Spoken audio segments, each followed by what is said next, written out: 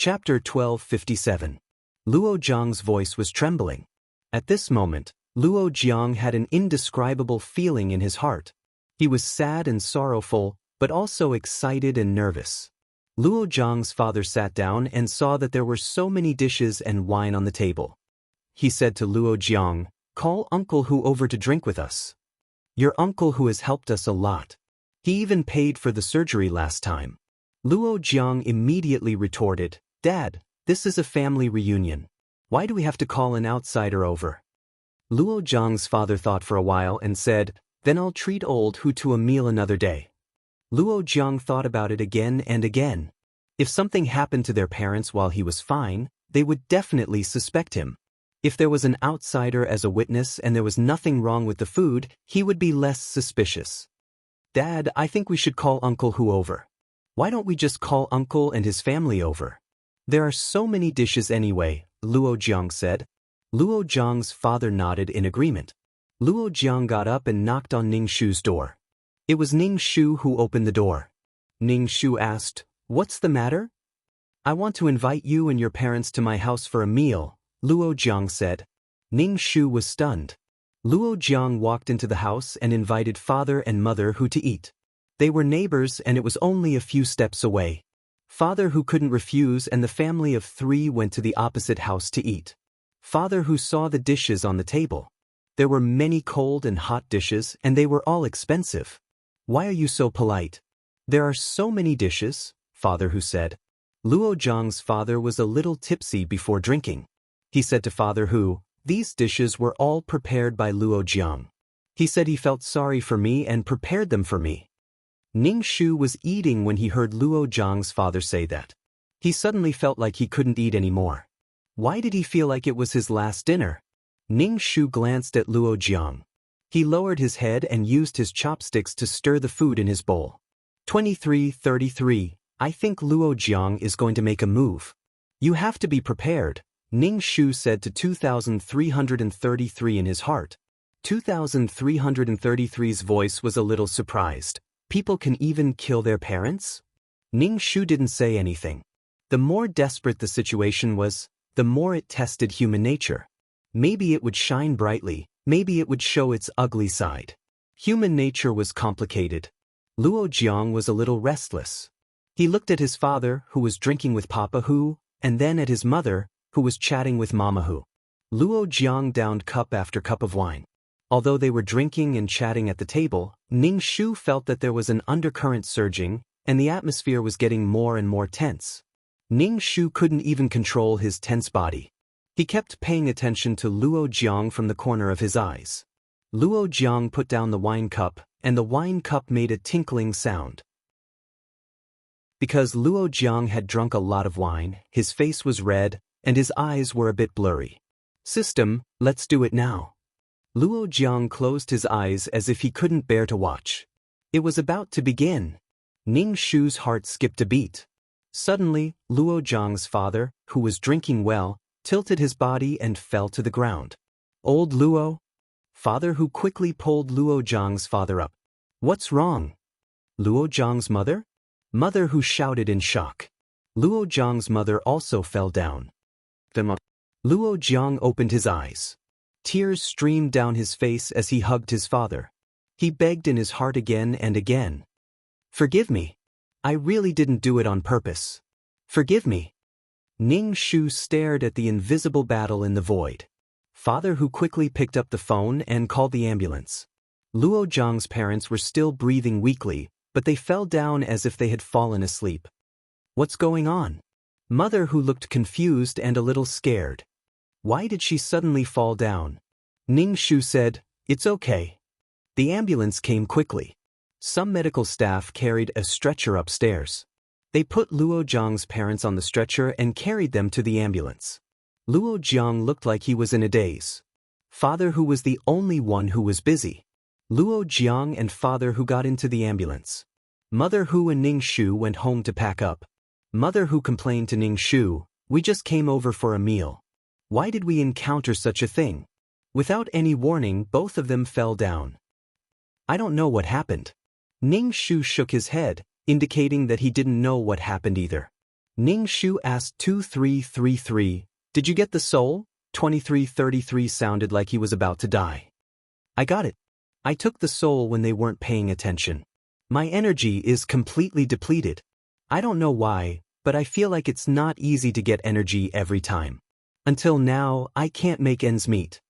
2333 didn't want to talk. He felt that this quest enforcer's bad luck had passed on to him. He didn't get anything every time. Sometimes he even got nothing. Ning Shu comforted 2333, "You can only be a man of honor if you suffer the most." "I'm just a system. Why should I suffer?" Ning Shu asked, "Do you have to wait until you push down the beautiful system and get rid of Luo Jiang? Do you have to invade and devour the system before you put the soul back?" The system nodded and didn't say anything else. Luo Jiang's parents' souls were saved. Ning Shu finally breathed a sigh of relief. Now, he just had to push down the system and get rid of Luo Jiang. Papa who came back from the hospital in the wee hours of the morning. Mama who quickly asked, "What happened to old Luo and his wife?" "They are in a vegetative state. They suddenly lost their consciousness. They have signs of life, but they don't have consciousness." Papa who felt very confused. It was too strange. They were still drinking, but they became vegetative. Did I make old Luo drunk too much? Papa who said uncertainly. Mama who immediately rolled her eyes. Luo Jiang's mother didn't drink. How did she pass out? It's quite strange. Papa who sighed. The Luo family was really unlucky this year. Old Luo had been in a lot of trouble recently. First, Luo Jiang was bitten by a dog. Now, both of them were in the hospital. They didn't even know if they could wake up. The family of 3 went to the hospital not long after.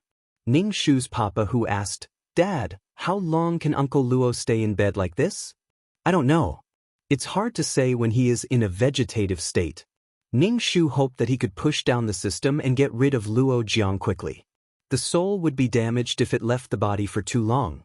Luo Jiang stood at the door of the intensive care unit. He looked at his parents and cried. He didn't have the face to see them. Luo Jiang closed the door and sat on the chair in the corridor.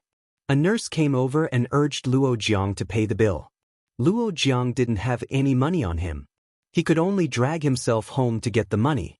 When Luo Jiang returned home, he looked at the empty room and couldn't help but cry loudly. From now on, he didn't have his parents. He was all alone. Luo Jiang had some regrets in his heart, but it had already happened. He could only work hard and achieve great things. Only then could he be worthy of his parents and their sacrifice.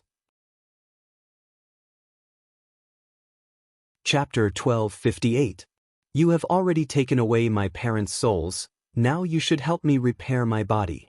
Luo Jiang wiped his tears and said to the system, "Souls." The system's voice was cold, mixed with anger. "I did not take away your parents' souls." Luo Jiang was immediately stunned, then he roared, "You bastard, are you trying to renege on your debt? If you did not take away my parents' souls, how could my parents become like this? I made a fair deal, I said I did not take away your parents' souls, so I did not take them away. If you don't believe me, then forget it." Luo Jiang squatted on the ground, holding his head, and kept pulling his hair.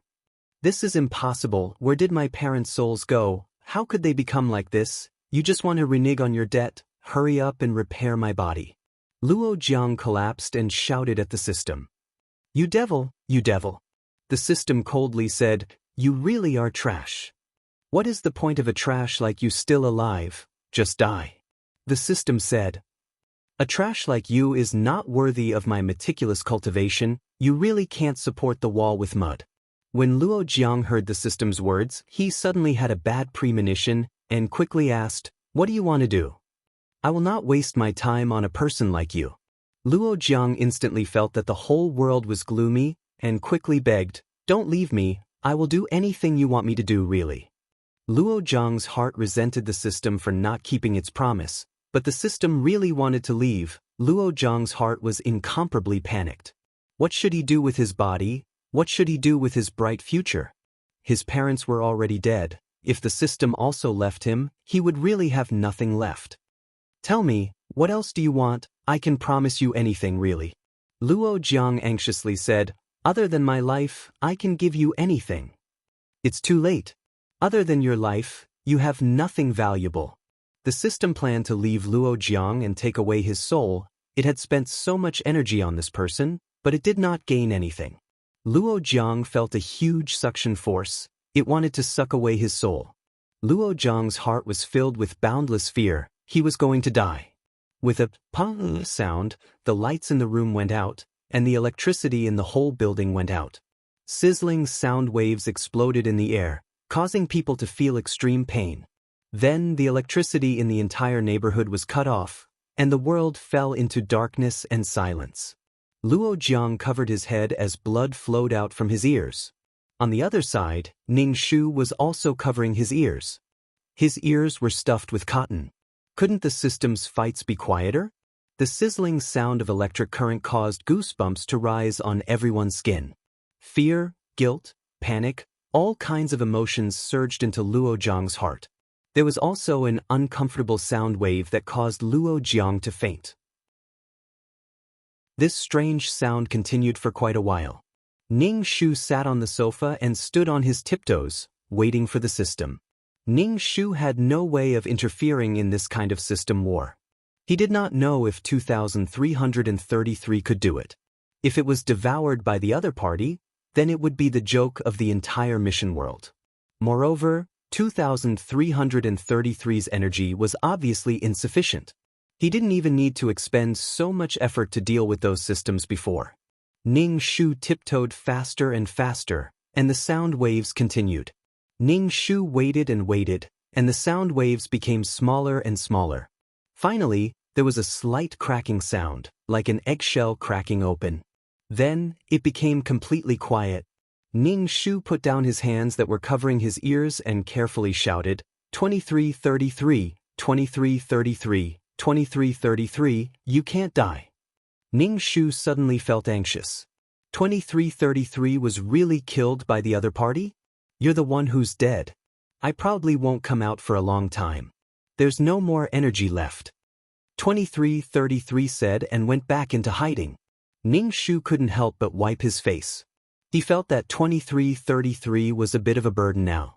Fortunately, he didn't die. If he encountered a more powerful system next time, wouldn't 2333 be dead? Ning Shu wiped the cold sweat off his forehead. Why were the days getting worse and worse? She and 2333 complemented each other. Now that 2333's legs were obviously shorter, Ning Shu felt that it was a bit difficult to run. Wait, let's go and return the souls of the Luo couple first. Ning Shu shouted.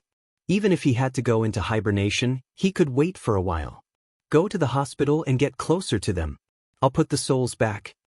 2333 said tiredly. It was already the wee hours of the morning. He would go to the hospital when the sun came up. The next morning, Ning Shu bought some fruits and went to the hospital. The Luo couple's beds were next to each other, and they looked like they were asleep. Ning Shu stood beside Luo Jiang's father's bed. This is a man. 2333 put the soul back into the body. This is a woman. Ning Shu was worried that 2333 would swap their souls. After that, 2333 went into hibernation. He probably wouldn't wake up for a while. Ning Shu walked out of the hospital and stretched his arms. Finally, everything was settled. Ning Shu bought 2 egg pancakes from the roadside and went to school while eating. He wanted to enjoy his university life. Luo Jiang woke up from the shock. He looked at the ceiling and knew that he wasn't dead. He let out a sigh of relief. Then Luo Jiang thought of the system. Luo Jiang called out to the system in his mind, but the system didn't respond. Luo Jiang threw the joy of his life to the back of his mind. Instead, he was panicking. He felt like he had lost all his emotions. Pushing down the system and abandoning him, really abandoning him. He really had nothing left now. There was nothing. It was like drawing water with a sieve. If only this was a nightmare. But Luo Jiang knew that this wasn't a dream. Even if Luo Jiang knew that the system didn't have good intentions, he didn't dare to leave the system. He still needed the system to reach the peak of his life. Even if it was a puppet, it didn't matter. Luo Jiang and his wife, who were in the hospital, woke up. Their expressions were blank. What had happened? When the couple got home from the hospital, Luo Jiang thought that he had seen a ghost. He knelt down and kowtowed to his parents, saying that he was sorry. The Luo couple was confused. Then, Luo Jiang knew that his parents weren't dead. He got up and went into the bedroom and closed the door. His parents were back, but where was the system? Where was the system? He wanted the system. Without the system, how could he succeed?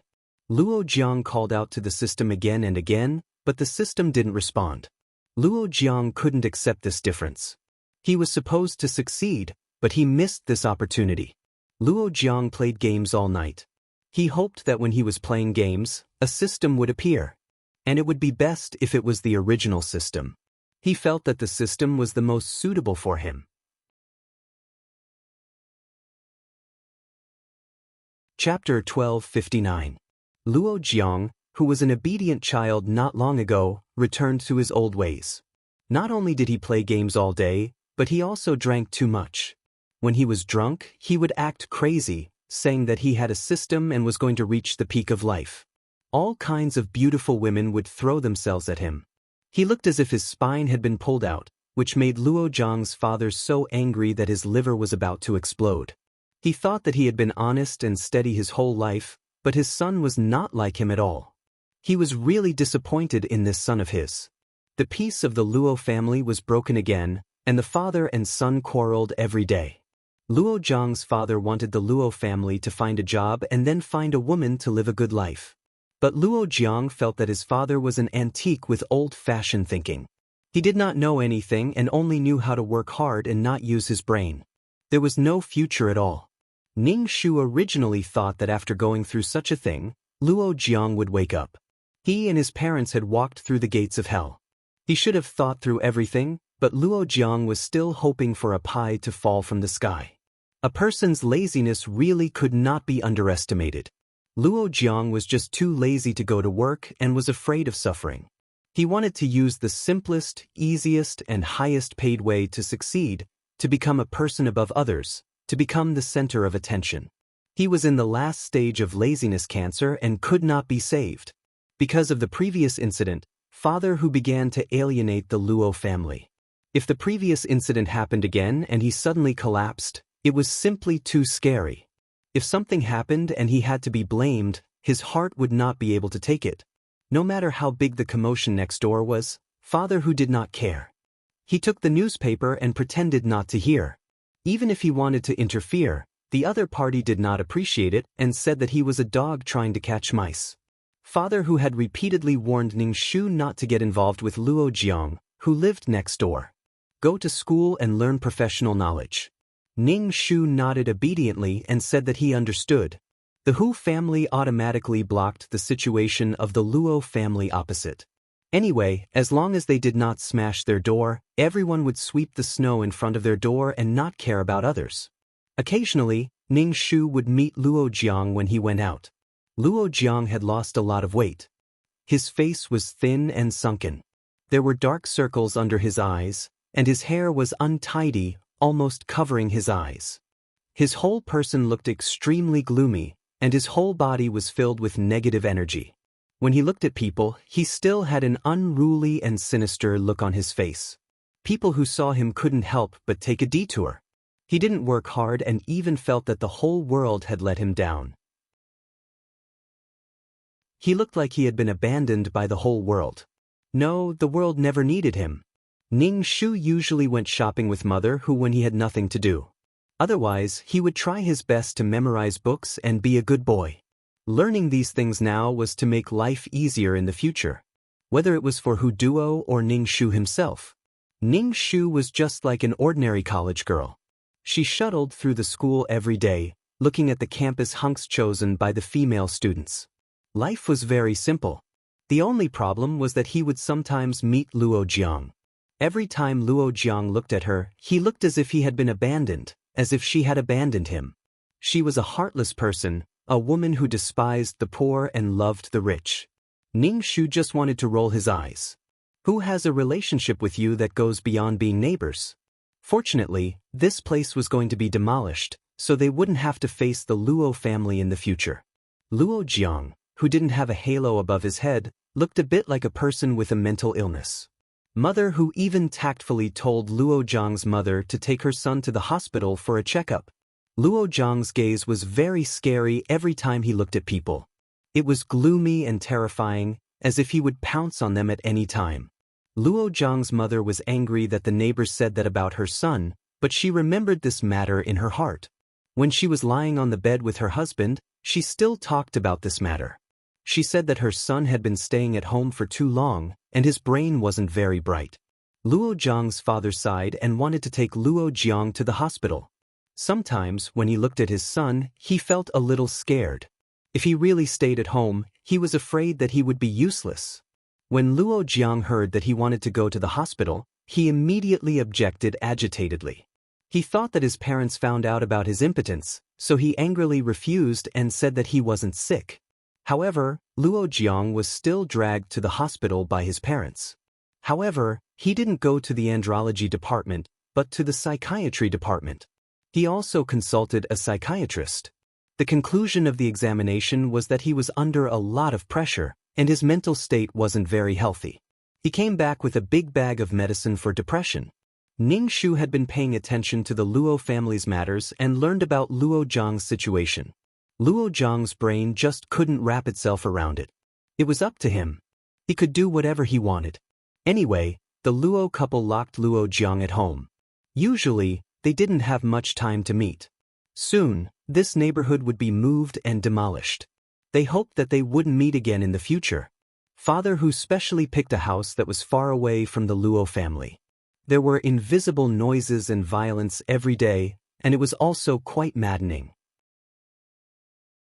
Soon, the Hu family moved to a new house, and it was closer to the school than before. It could be considered that they had started a new life. When they were moving, Luo Jiang rushed out and grabbed his arm. Ning Shu roared, "You bitch, are you going to abandon me? Is it because I don't have a system now and I don't have money, so you won't follow me?" Luo Jiang subconsciously felt that Hu Duo was his woman. Now that Hu Duo wanted to leave, Luo Jiang felt very angry. "Ning Shu, what are you doing? Let go." Father Hu pulled Luo Jiang's hand away and protected Ning Shu behind him. "Old Luo, what's going on?" Father Hu looked unhappy. It wasn't good to scold a junior like Luo Jiang, so he just looked at Luo Jiang's father. I'm sorry. Luo Jiang's father pulled Luo Jiang into the house. "Hurry up and move. He's crazy." Mother Hu's voice was soft when she said crazy. The Hu family moved as fast as they could, and they didn't have any contact with the Hu family. There was no noise, and he felt that his ears were already filled with the scene. Ding, mission completed. Do you want to leave the mission world? A mechanical voice sounded. Ning Shu went through it in his heart. Was there anything he missed? After thinking about it, it was about time. When Hu Duo came back, she would still be in her 3rd year of university. Then, she would have an internship and join the workforce. These things were all things that one needed to experience in life. If she left earlier, she would leave more time for Hu Duo and take up less of Hu Duo's life. Ning Shu nodded. Leave the mission world. Ning Shu's head was dizzy. He opened his eyes and looked down to see that he was standing on a gap that was as wide as a thumb. Looking outside through the gap, it was pitch black. Looking at the system space that seemed like it would disappear with the wind, Ning Shu was really scared. Ning Shu sat on the sofa gently.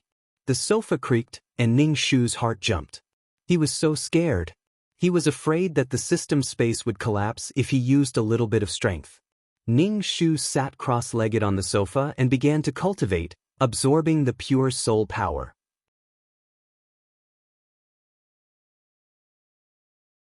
Chapter 1260. When the absorption was almost done, Ning Shu opened his eyes and opened the status panel to look at his harvest. 2333's energy consumption was probably too high, and it drew the energy from the system space.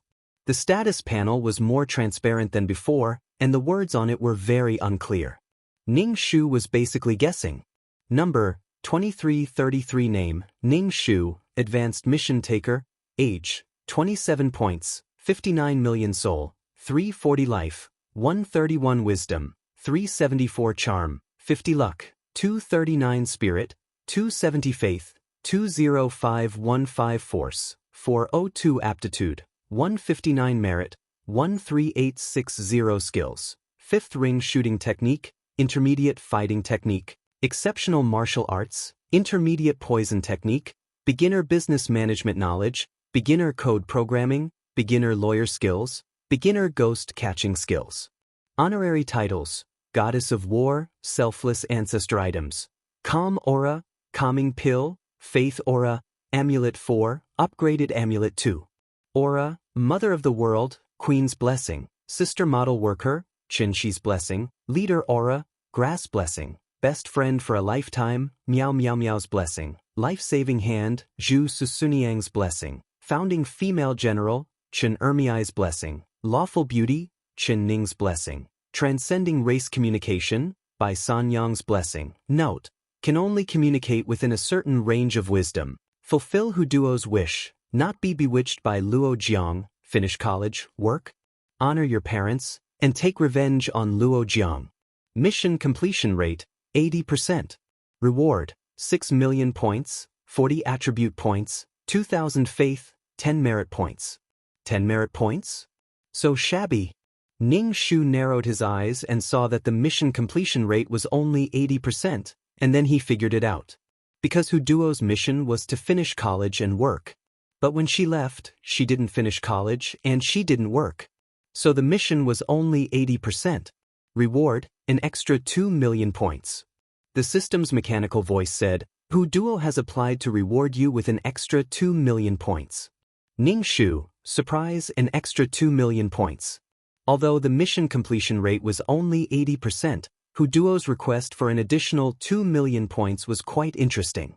Ning Shu immediately figured it out. The real threat to Huduo was Luo Jiang. Now that Luo Jiang had been dealt with, Huduo's life would not have any major disasters.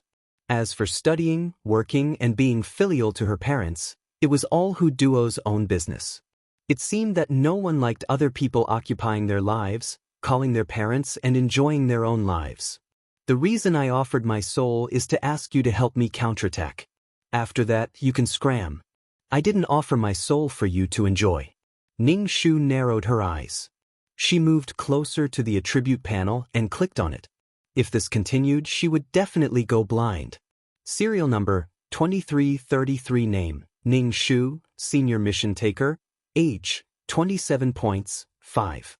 9 million/8.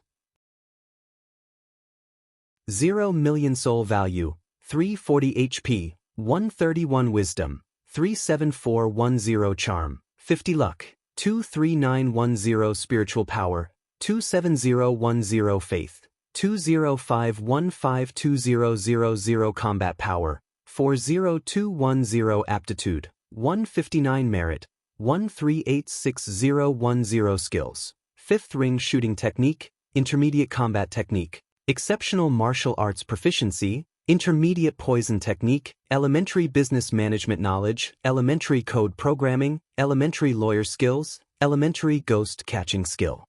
Honorary titles: Goddess of War, Selfless Ancestor Items, Calm Aura, Tranquil Pill, Faith Aura, Amulet 4, Upgraded Amulet 2 Aura, Mother of the World, Queen's Blessing, Sister Model Worker, Qinshi's Blessing, Leader Aura, Grass Blessing, Best Friend for a Lifetime, Miao Miao Miao's Blessing, Life-Saving Hand, Zhu Susuniang's Blessing, Founding Female General, Chen Ermiai's Blessing, Lawful Beauty, Chen Ning's Blessing, Transcending Race Communication, by San Yang's Blessing.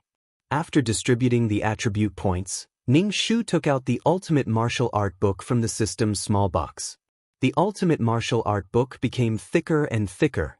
The words Ultimate Martial Art in Xiaozhuan used to be light gold, but now the gold was getting thicker and thicker. The book was covered in water vapor and had a slight fragrance. Ning Shu flipped open the book. These auras were all very lifelike, and they flickered with a luster. Ning Shu guessed that these auras were the source of the water attribute world. These auras all carried a wave of spiritual energy, as if they had come alive from the pages of the book. A lotus flower with lotus leaves fluttered in the wind. It was really beautiful. Ning Shu smiled. He obtained a world source, But he didn't know where to find a few more. He didn't know what her world would be like after it was formed. It would be even better if she met boundary stones in the future. With the protection of boundary stones, the world would be more stable and it would suffer less damage. She would be able to merge with her world and live forever. She would have endless years to travel through the endless plains. Perhaps she would even be able to construct a few worlds. Just thinking about it made him excited. He was really excited and looking forward to it. From now on, she wouldn't be killed so easily. Ning Shu hugged the ultimate martial art book and his face was filled with longing. However, he still had to find the world source first. Ning Shu kept the ultimate martial art book and placed it into the system's small box. By placing things inside, even if the system space collapsed, he could still find it. It was like placing things in a bank safe. He wasn't afraid of anything happening. Right now, the channel to the virtual space was closed. It was closed the last time, but it was closed again. The chatting system, shopping center exchange system, GPS, all of them couldn't be used. My good girl. Ning Shu drew a cross in front of his heart, hoping that 2333 would be fine. Ning Shu sat on the sofa and took out a book from the bookshelf. The book's name was Theory of the Origin of the Universe. Ning Shu, so profound. Ning Shu flipped open the book and said that all planes were born from laws. Ning Shu knew about this. She had even been to the Sea of Laws. It also said that the Sea of Laws had an owner. Ning Shu, don't lie to me. If the Sea of Laws had an owner, she also wanted to be the owner of the Sea of Laws. Compared to the ultimate martial art that she was obsessed with, compared to the Sea of Laws, it was just a drop in the ocean. Ning Shu didn't take it to heart and placed the book back on the bookshelf. He recalled that a long time ago, the high-level trial mission rewarded him with a law stone. Ning Shu took out the law stone. The stone was pitch black and looked no different from a normal stone. The law stone was something from the Sea of Laws. Something from the Sea of Laws would definitely be affected by some laws. He heard that there were people from above who collected law stones. What use did the law stone have? Even the almighty beings above wanted it. There must be some secret behind it. Just a bit of laws was not enough to make those people desire it. With their abilities, they could go sightseeing in the Sea of Laws. 2333 could even go there.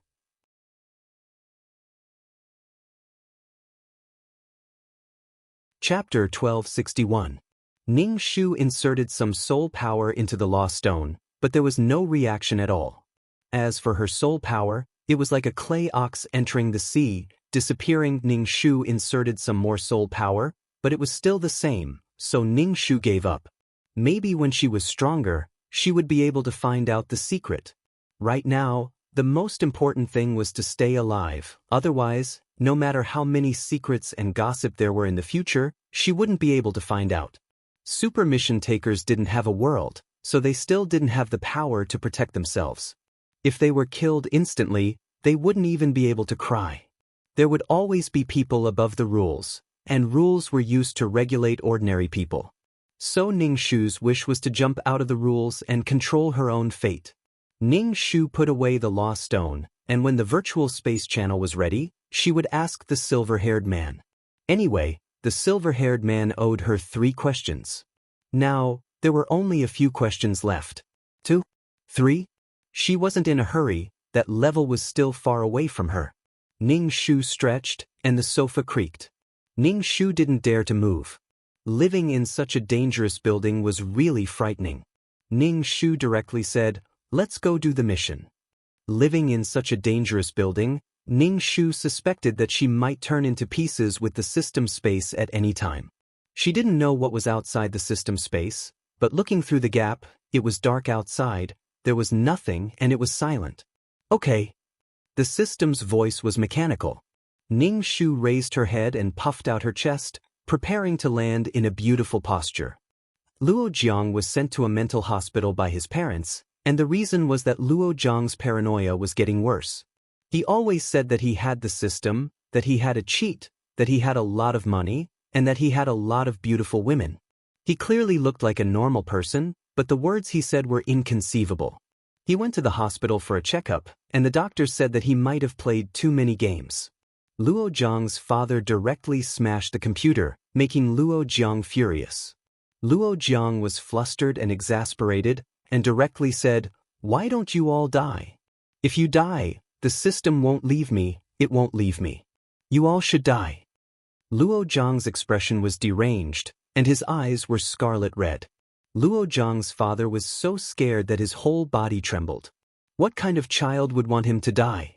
Although it was nonsense, the hatred in it made Luo Jiang's father's heart tremble. After tossing and turning for a few days, Luo Jiang's father decided to send Luo Jiang to a mental hospital.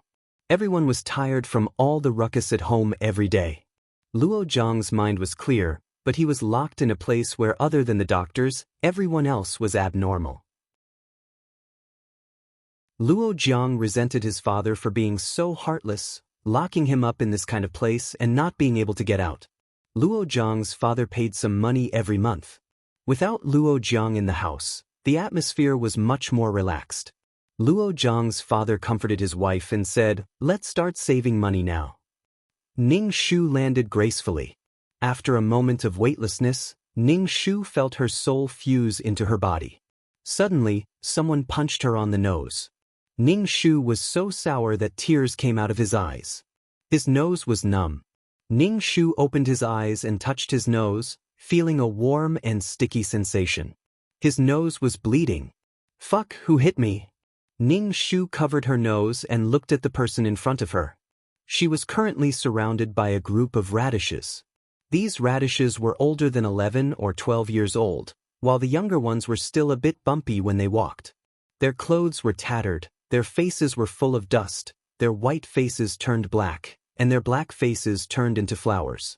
Their faces were very dirty. Looking at these children, Ning Shu had a bad premonition. She stretched out her hand that was stained with nosebleed. Her hand was very small, obviously it was a child's hand. At this moment, they were next to a towering pile of garbage. Beside their ears were buzzing flies that were like pinky fingers flying around. "Hand over the thing." One of the boys, Ning Shu, stretched out his dirty hand. "Get lost, you want to snatch my thing," Ning Shu coldly said. But her voice was that of a girl, and from her voice, she was not very old. So this time, she dressed as a little girl. Ning Shu thought that a wise man knows better than to fight when the odds are against him. Ning Shu decided to run first. Although she didn't know what these children wanted from her, she decided to run first. Ning Shu took a deep breath and suddenly coughed. She felt that she had inhaled a lot of dust, and there was also a strange smell. Even the smell of nosebleed couldn't suppress the smell of this dirty garbage. Ning Shu turned around and ran. But now, Ning Shu was an ordinary person, and she couldn't run fast. After running for a while, she felt that her lungs were burning.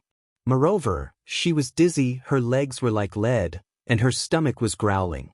Behind her, there was a group of radishes chasing after her. Ordinary trash really made Ning Shu despair. She had never been so passive.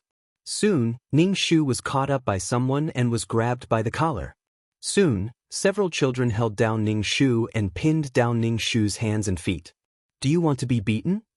A boy raised his dirty fist and said to Ning Shu fiercely. Two children touched Ning Shu's body and took out half a loaf of bread from the small cloth bag on Ning Shu's body. This loaf of bread had already been eaten by someone, and the other half was thrown away. The bread was very dirty, and the surface was already moldy. Ning Shu was somewhat baffled. Was it just to snatch this moldy loaf of bread? After getting the loaf of bread, the children's eyes lit up. Their eyes were green as they stared at the loaf of bread. Next time, don't try to run again. You found something and still want to keep it for yourself. A boy Ning Shu raised his fist.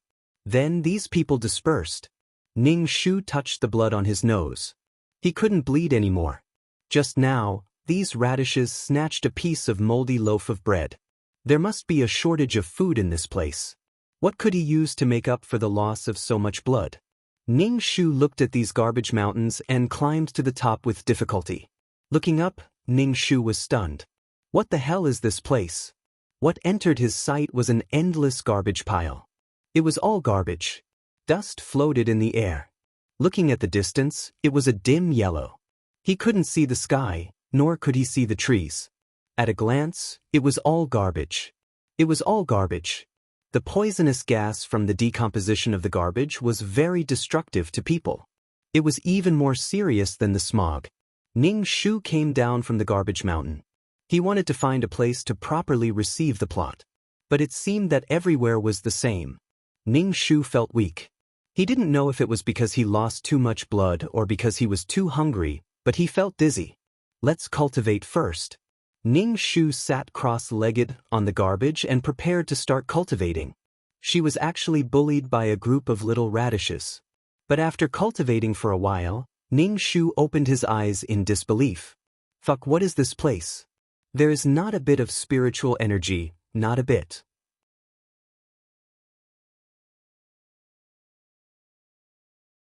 Chapter 1262. The air was filled with poisonous gas. Ning Shu was already trying his best to absorb the spiritual energy in the air, but he couldn't absorb any spiritual energy at all. Ning Shu's eyes were about to pop out. There was no food. There was no spiritual energy. There was no soil to eat, only trash. Ning Shu had a tragic feeling of dying before he could succeed in this mission. Ning Shu sadly began to accept the plot. Planet Zelda was a trash planet. Because there was no energy, there were no mines. Even if there was metal suitable for mecha, it had been hollowed out. Therefore, such a planet had no value at all. Thus, it became a place to dump trash. Almost all the trash in the galaxy was sent here. However, there were still some natives on this planet who couldn't leave Planet Zelda. There was no food or clean water in this place. The water was polluted by endless mountains of trash. The sky was always gloomy. There was never a blue sky or white clouds. The people living on this planet hoped to leave this place and live on another planet. However, they didn't have advanced spaceships, and the distance between planets couldn't be reached by ordinary means. Therefore, the spaceships that came to dump trash were everyone's hope. This trash might bring food, and perhaps take them away from Planet Zelda. However, the people of other planets disdained the natives of Planet Zelda and never thought of taking them away. Who would care about people who were like rats? The people living on Planet Zelda were rats who lived on trash. Every time, they would proudly fly over Planet Zelda, pouring down endless trash. The original owner was called Eliza, a native of Planet Zelda. She was 12 years old this year. However, because of the lack of food, she was relatively short. Eliza had a younger brother who was about 10 years old. However, Eliza's brother was crippled and couldn't walk at all. His parents had died early. The air was polluted, food was scarce, and water was dirty. People who lived in such an environment had very short lifespans. Usually, Eliza and her brother depended on each other. Because her brother couldn't walk, Eliza took on the livelihood of the two of them. They dug through the trash every day, hoping to find something to eat. Even if they found something to eat, it might be snatched away by others. Just like how the confused Ning Shu had been robbed. After being robbed, Eliza and her younger brother would have to starve for a day. At first, Eliza thought that she and her younger brother would be like their parents. They would die early and their corpses would be mixed with the garbage. Things had changed. It was unknown which planet these people came from, but they had gathered everyone on the planet together. It tested one's mental strength. If one's mental strength was strong enough, they could be taken away from this dirty planet. Alyssa's brother didn't participate in the spiritual power test because of his leg. Elsa went to participate in the spiritual power test. Surprisingly, Elsa's spiritual power was pretty good, reaching A level. Although it wasn't a top-notch S-level spiritual power, it was considered pretty good on Planet Zelda. Thus, Eliza had the opportunity to leave Zelda and be trained as a mecha pilot. Alyssa begged them to bring her brother along. However, she was rejected. No matter how much Eliza begged, the other party would not agree. Alyssa had to leave Zelda alone. Eliza was thinking that once she became a mecha pilot and had her own AI spaceship, she would definitely come back and take her younger brother away.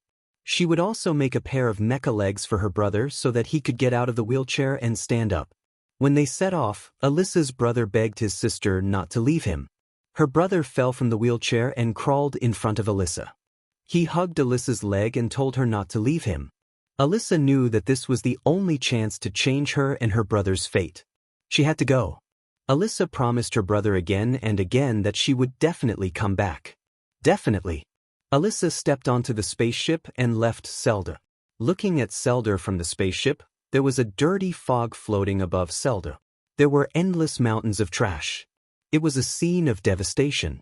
Occasionally, these people would chat and say that Zelda would disperse sooner or later because of the depletion of energy. However, there was no free lunch in the world. It was impossible for a pie to fall from the sky.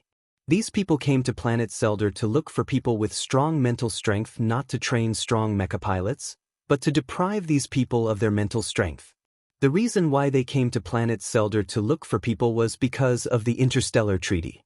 These people didn't dare to openly violate the Interstellar Treaty. The interstellar inspectors wouldn't care about people looking for Zelda at all.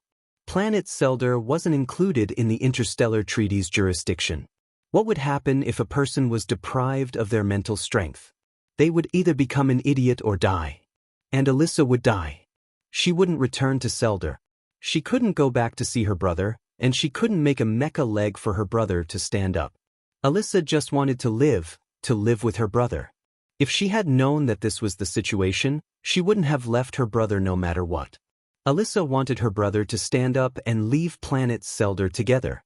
Ning Shu let out a long breath. He didn't dare to breathe too hard. If he breathed too hard, he would fucking choke and cry. His determination to leave Zelda was carved into his bones. However, leaving was easier said than done. If he could leave, there wouldn't be so many people on Zelda. They were really like rats, reproducing and eating trash. Alyssa's wish was to live and leave Zelda with her brother so that he could stand up. She wanted to become a mecha pilot. Ning Shu, who couldn't cultivate, was simply at a loss. Without enough physical strength, how was she going to dig through the trash and find food? It was really a hopeless place. Ning Shu rubbed his stomach. He felt so hungry. Ning Shu rubbed his legs, which were a little numb from sitting cross-legged, and began to dig through the trash. Ning Shu struggled to pull open a broken mecha arm. This mecha arm was quite finely made. The joints were bent and moved freely. It was just that it was too heavy. Ordinary people couldn't use it at all. Mechas were controlled by mental strength. That was why some people used unorthodox methods to deprive others of their mental strength. Those who were deprived of their mental strength didn't end up well. They either died or went crazy. If their brain was concussed, it would be almost irreversible damage, so they would be a lunatic for the rest of their lives. Ning Shu ignored the mecha arm. If she could cultivate it, she might be able to carry it and smash people. Ning Shu thought for a moment and buried the mecha arm in some trash. It might be useful in the future. Ning Shu dug through the trash. Some things, Ning Shu didn't dare to imagine what they were. He was afraid that he would vomit. I can't stop your behavior. I only hope that we will never meet again in this life, and never know each other. Your behavior to me is a thief. Don't expect me to be nice to you. Also, don't speak dirty words. You just hope that I will be scolded to the point of abandoning the novel. I want to write, I want to write, I want to write, I want to write, I want to write.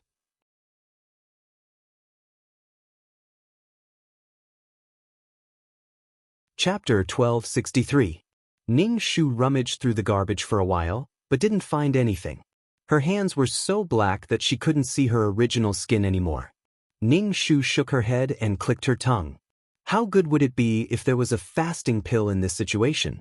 However, the exchange system in the mall was closed, and she couldn't exchange for the things she needed to survive. In other words, she had to survive like the people of planet Zelda. They would happily welcome the spaceship that was dumping the garbage, and then swarm into the garbage to look for food. There might be a lot of food in the freshly dumped garbage. Leftovers. If she was lucky, she might even find some expired food that hadn't been opened. These things were trash to people from other planets, but to the people of Zelda, they were good things. If she found a nutrient solution, it would be even better. The nutrient solution could satisfy all the energy the human body needed, and she wouldn't have to eat for several days. For the people of Zelda, this was a legendary thing that could only be found by chance. Ning Shu sighed. Should she go home now or continue rummaging through the garbage? Forget it, she'd better cultivate. Unwilling to give up, Ning Shu sat cross-legged on the ground and began to practice the cultivation method of the peerless martial arts. After cultivating for a long time, Ning Shu opened her eyes weakly. Ning Shu, I'll go, I'll go, I'll go, I'll go. She had never encountered such a situation before. Ning Shu had thought that there was less spirit energy in the modern plane. However, this place had really refreshed Ning Shu's understanding. Compared with this place, the modern plane was really a good place with abundant spirit energy and fresh air. Not finding anything, Ning Shu planned to go home. Bypassing the towering garbage mountains, Ning Shu arrived at the place where the original owner lived. Ning Shu, that she had thought that her system space was a dangerous house, but she didn't expect there to be an even simpler place. The house was made of cloth and supported by some sticks, like a short tent. There was garbage everywhere. The tent was under the garbage mountain. Ning Shu sighed inwardly. No matter where she was, there were people struggling to survive. The people on planet Selder lived for no reason at all. Ning Shu walked to the outside of the tent. Fortunately, he was short and didn't need to bend over to enter the tent. It was a little dark in the tent. Ning Shu heard the sound of a wheelchair rolling. He turned his head and saw a person in a wheelchair coming out of the darkness. Sitting in the wheelchair was a child of 8 or 8 years old. The child's skin was pale, and although his clothes were dirty, his hands and face were clean. The wheelchair was found in a garbage dump. It had been repaired, so it was difficult to push it. This should be the original owner's younger brother, Arvase. Arvase was very thin and weak. His skin was so pale that it was almost transparent. It was probably because he rarely basked in the sun and was malnourished. Arvase had a pair of blue eyes. Looking at Arvase's eyes was like looking at the sea. They were pure blue, sparkling and reflecting a faint luster. Coupled with his pale face, Arvase felt an indescribable sense of melancholy. Seeing that Ning Shu's hands were empty, Arvase said, "I didn't find anything to eat." Ning Shu said gloomily, "I found half a piece of bread, but it was snatched by those brats." Arvase didn't care. "It doesn't matter if you didn't find anything." Ning Shu felt that it did matter. How could it not matter? If they didn't find any food, it meant that they were going to starve. He didn't know if they would be able to see the sun tomorrow. The temperature difference between day and night on planet Selder was huge. It was hot during the day and cold at night. Planet Selder didn't have the ability to control the seasons at all. The weather was extremely strange. Cold and hungry, many people died in their sleep. Ning Shu had never encountered such a situation. Even when he was on a mission, he didn't have anything to eat. Ning Shu scooped out some water from the water tank. The water was murky. Ning Shu was so thirsty that his throat was smoking, but when he saw the water, he didn't have the courage to drink it. If he drank such dirty water, would he get dehydrated? Would he get sick? If he got sick, he wouldn't have any medicine to treat it. Ning Shu held the broken bowl and brought it to his mouth with a tragic expression. Arvase looked at Ning Shu with a distorted face. "Sister, let the water out first. Wait until the garbage and dust in the water sink to the bottom of the bowl." "I'm just too thirsty." Ning Shu put down the bowl and looked at the big water tank. There was a thick layer of sand and black sludge at the bottom of the tank. Ning Shu was speechless. Ning Shu saw some charcoal at the foot of the wall and was delighted. Charcoal could absorb the impurities in the water. Ning Shu took a small piece of charcoal and put it in the bowl. Then, he took a pot that had been ravaged until it was crooked. He scooped some water into the pot and put in the charcoal. When the water was clear, Ning Shu poured out the clean water and prepared to boil some water to drink. There were definitely a lot of bacteria and germs in the polluted water. Drinking unboiled water was simply torturing his body. Arvase looked at the busy Ning Shu and didn't say anything. He sat quietly in the wheelchair. Ning Shu hung the pot and started to boil the water. Ning Shu put flammable garbage into the fire while holding his chin and thinking about how she and Arvase should live. Eliza's wish was to live, leave planet Selder, become a mecha pilot, and let her brother stand up again. These wishes really gave Ning Shu a headache. Every one of them was very difficult. Surviving on planet Zelda was really a matter of life and death. There were no food crops here, only garbage. Picking up garbage might not necessarily lead to food. After leaving planet Zelda, Ning Shu only wanted to say, "Stop fooling around. How do you get from one planet to another? Without a spaceship or a wormhole, you couldn't leave at all." Becoming a mecha pilot was even more of a joke. Mechas were simply luxuries. They needed people to build them, not just spiritual power. The only chance to leave was to go to planet Zelda and find someone with strong spiritual power. "Sister, the water is boiling."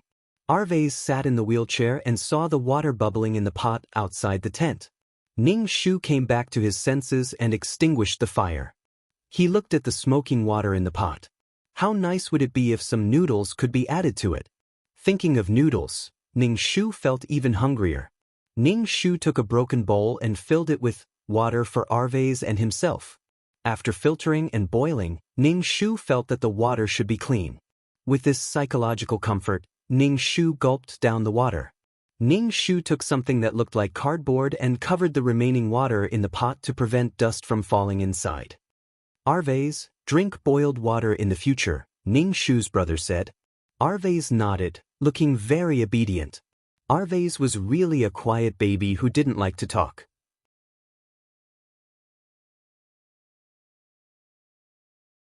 Chapter 1264. Ning Shu and Arvez each drank a bowl of plain water. Then, they looked at each other in silence. Ning Shu looked at Arvez's watery blue eyes and said, "I'll definitely find something next time." Arvez said, "You won't find it every time. Don't worry, sister." Ning Shu felt even more guilty. This was really a day that made people despair. "Arvez, Arvez." A girl's voice came from outside the tent. Then, a girl about the same age as Arvez entered the tent. The girl had wine-red hair that was long enough to reach her ears. Her face was a little dirty, and she was wearing a small skirt and barefoot. She was holding something in her arms. When she saw Arvez in the wheelchair, she handed the thing to him. "Eat it." The girl had sent some unopened food. These things were very rare on planet Zelda. Ning Shu was a little surprised that the girl had sent such valuable things. Arvez tapped the wheelchair with his finger and said to the girl, "Thank you, Vivian, but I can't accept it. Your brother will beat you." "It's okay. My brother won't know," Vivian said with the red hair. She stuffed the food into Arvez's hands. "Hurry up and eat." Vivian's brother was the boss of this junkyard. The junkyard was divided into areas, and there were people who abused their power in each area. If one went to the area under the junkyard's jurisdiction to pick up garbage and look for food without the permission of the junkyard's boss, they were likely to be beaten up. In serious cases, they might even be killed. Ordinary people who picked up food had to hand over some of it as a protection fee. Vivian was afraid that Arvez would refuse to accept it, so she ran out of the tent in a panic. In the end, she tripped and fell to the ground. She got up in embarrassment and ran away. Ning Shu stared at Arvez's side profile. He lowered his eyelashes and looked at the food on his lap. With a pale face and long eyelashes, he was a delicate and melancholic young man. It was rare to see such a person on planet Zelda. Vivian must be infatuated with her brother's beauty. Looks were justice. This was a gift from the heavens. Ning Shu coughed, and Arvez turned to look at Ning Shu. Ning Shu smiled and said, "Vivian must like you. What do I like? I'm just a cripple. I can't even walk. I can't survive on planet Zelda," Arvez said. "I'm just a burden. I might be abandoned at any time." Ning Shu froze for a moment and then said, "How could that be? It can't be." Arvez lowered his head and handed a piece of bread to Ning Shu. "You eat it." "Thank you, little brother." Ning Shu happily received the bread. The bread was a little black, so it was probably buckwheat. Ning Shu tore open the packaging and took a bite of the bread. The bread had a strange taste and was not fluffy anymore. But now Ning Shu was very hungry. Even if the bread had expired, Ning Shu still felt that it was delicious. Ning Shu finished a small piece of bread, drank a mouthful of water, and said to Arvez, "You should eat some too." The sky gradually darkened, and the air suddenly became cold and condensed. Ning Shu began to tidy the bed, which was made of wooden planks. There was a black quilt and some tattered clothes on the bedboard. Ning Shu rubbed his hands to warm them up a little, then shook the dust off the quilt. Ning Shu shook the quilt, and the dust flew up, causing Ning Shu to choke and cough. There was a lot of dust in the junkyard, and there was no water to wash clothes and quilts. Even if they were washed clean, a thick layer of dust could accumulate in a day if they were exposed to the sun. To be honest, the people who survived on planet Zelda were also very strong. Their vitality could not be underestimated. Arvez ate and watched Ning Shu tidy up. After Ning Shu tidied up the wooden planks, his whole body was freezing. He said to Arvez, "Let's go to bed quickly." Ning Shu could not adapt to such a temperature difference at all. He was still in Africa during the day, but he was in the North Pole at night. Arvez slowly pushed the wheelchair to the side of the bed. He could not stand up, so he could only bend his body forward and climb up the wooden planks. Ning Shu hugged Arvez's waist and was about to carry him to the bed, but when he exerted his strength, he almost sprained his waist. Ning Shu forgot that he was weak now. He was used to his infinite strength. Suddenly becoming so weak, Ning Shu wanted to cry. Ning Shu moved Arvez to the bedboard with difficulty, panting heavily. "Fuck, I'm going to die, I'm going to die." Ning Shu moved Arvez's legs under the quilt. When his hand touched Arvez's calf, it was like touching a bamboo pole. Ning Shu lifted his trousers and saw that Arvez's calf was a little atrophied. There were no muscles, just skin and bones. Arvez hurriedly waved Ning Shu's hand away and put down his trousers. Ning Shu was stunned by Arvez's rough actions. He blamed himself for poking Arvez's sore spot. Ning Shu said, "Let me massage you. That way your blood and chi will be active. I heard that other planets can cure this disease. If we can leave here, your legs will be able to stand up." Ning Shu reached out and pressed his hand on Arvez's leg. His movements were gentle. Ning Shu asked Arvez, "Don't you feel anything?" Arvez lowered his head, and his hair fell in front of his forehead. He shook his head. "I'm numb. I don't feel anything." Ning Shu sighed in his heart and continued massaging. On planet Zelda, many children were born with problems and all kinds of defects. For example, their heads were extremely big or their bodies were deformed. Water pollution, dirty food, and some radioactive waste. Their bodies were contaminated, and the children they gave birth to would also have problems. Ning Shu massaged Arvez for a while, then covered himself with the blanket and lay down with Arvez. Ning Shu felt that the blanket was very smelly. His body was smelly, and Arvez's body was smelly too. However, how fragrant could it be living in a garbage dump? Who knew when one would get used to it and feel that there was no smell? However, it was really fucking cold.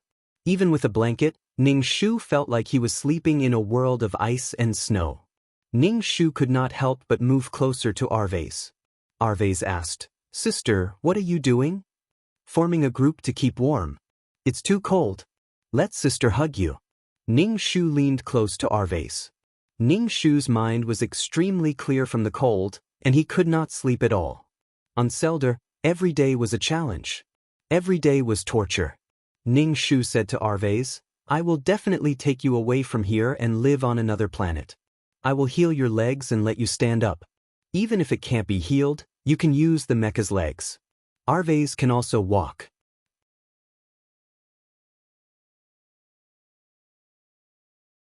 Chapter 1265. Ning Shu said this to Arvez to strengthen his mentality. In such an environment, it was very easy for people to not be able to hold on. If they were really hungry, they would even gnaw on their own fingers. Ning Shu spoke of Eliza's wish. To be able to leave this place, become a noble mecha pilot, help her brother stand up, and live on a better planet with her brother. However, Arvez said, "We have no way of leaving this place at all. Ning Shu, reality is very cruel. Do you want me to think about it? Maybe. No matter what, I have to leave this place with Arvez." If she could not leave Arvez, how was she going to complete the mission? This was simply not a place for people to live. Sooner or later, planet Zelda would collapse from the burden. If Zelda really collapsed, The endless garbage on this planet would be scattered in the universe. Ning Shu said firmly, "Definitely. We will definitely leave this place." Ning Shu was so cold that his teeth were chattering, and Arveza's body did not have any temperature either. The night was a huge test. Ning Shu did not even know how he fell asleep. He was woken up by the heat the next day. Ning Shu really wanted to punch the ground. Couldn't the fucking temperature be more constant? When there was a sun, the sun shone directly on planet Zelda without any transition or obstruction. There was also no atmosphere to filter and reduce the harm of solar radiation. When the sun came out, after an hour, the temperature would be so hot that blisters would form on the soles of their feet. Ning Shu felt that he would never love again. Arvez, who was beside Ning Shu, was also sweating profusely. Ning Shu took off his thick clothes and pants, hugged his waist, and moved him to the wheelchair. After doing all this, Ning Shu felt that he was about to die of exhaustion. He gave water to Arvez. Ning Shu gulped down a bowl of water and said to Arvez, "Stay at home. I'm going to look for food." He had to go through the trash. If he couldn't find anything to eat, he and Alveus would go hungry. Whether they were clean or not was not a problem in the face of survival. Alveus said, "Sister, there's no more water in the tank." Ning Shu went to the water tank and took a look. There wasn't much water left. The bottom of the water tank was filled with sand. Ning Shu overturned the water jar and removed all the sand from it. Then, he carried the pot and prepared to fetch water. There was a river nearby. The original owner, Eliza, went to this river to fetch water. Ning Shu stood by the river, his entire body going Spartan. The water in the river was very muddy. From afar, it looked like muddy water with all kinds of garbage floating on it. Some people even jumped in to take a bath. Ning Shu was speechless. After drinking this bowl of water, it was guaranteed to cure all diseases. It was over. Ning Shu knew that the environment on planet Zelda was very bad, but this still refreshed Ning Shu's understanding. Alyssa and Alvez drank this kind of water. Ning Shu covered his face. The weather was very hot. Ning Shu stood for a while, sweat dripping down. Forget it. At least there was some water now. It wasn't to the extent of drinking urine. Ning Shu went to the shore and used his hands to push away the floating garbage. He slowly fetched water with the pot and let the cleaner water flow into the pot. After filling the pot with water, Ning Shu carried the pot back and fetched water over and over again. The weather was very hot to begin with. Ning Shu made many trips to fill the tank with water. After filling the tank with water, Ning Shu was so tired that he stuck out his tongue. After resting for a while, he wiped the sweat off his face and went out to look for garbage again. Ning Shu said to Alveus, "I'm going out. Be careful at home alone. I'll be back when I find something."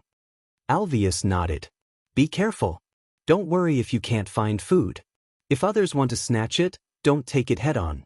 You'll get beaten up." "Got it." Ning Shu took a rag and tied it to his head. The sun was too hot. Ning Shu found the shady garbage mountain, sat cross-legged under it, and began to cultivate. He couldn't do anything if he didn't have enough stamina. He was panting after running a few steps and was very afraid of the cold. If he had energy, he would be able to resist the cold. The living environment was so harsh. Ning Shu had been cultivating for quite a while. Beads of sweat rolled down his forehead. He opened his eyes and sighed helplessly. It was useless. Without spiritual energy, she didn't have enough food for her to extract energy.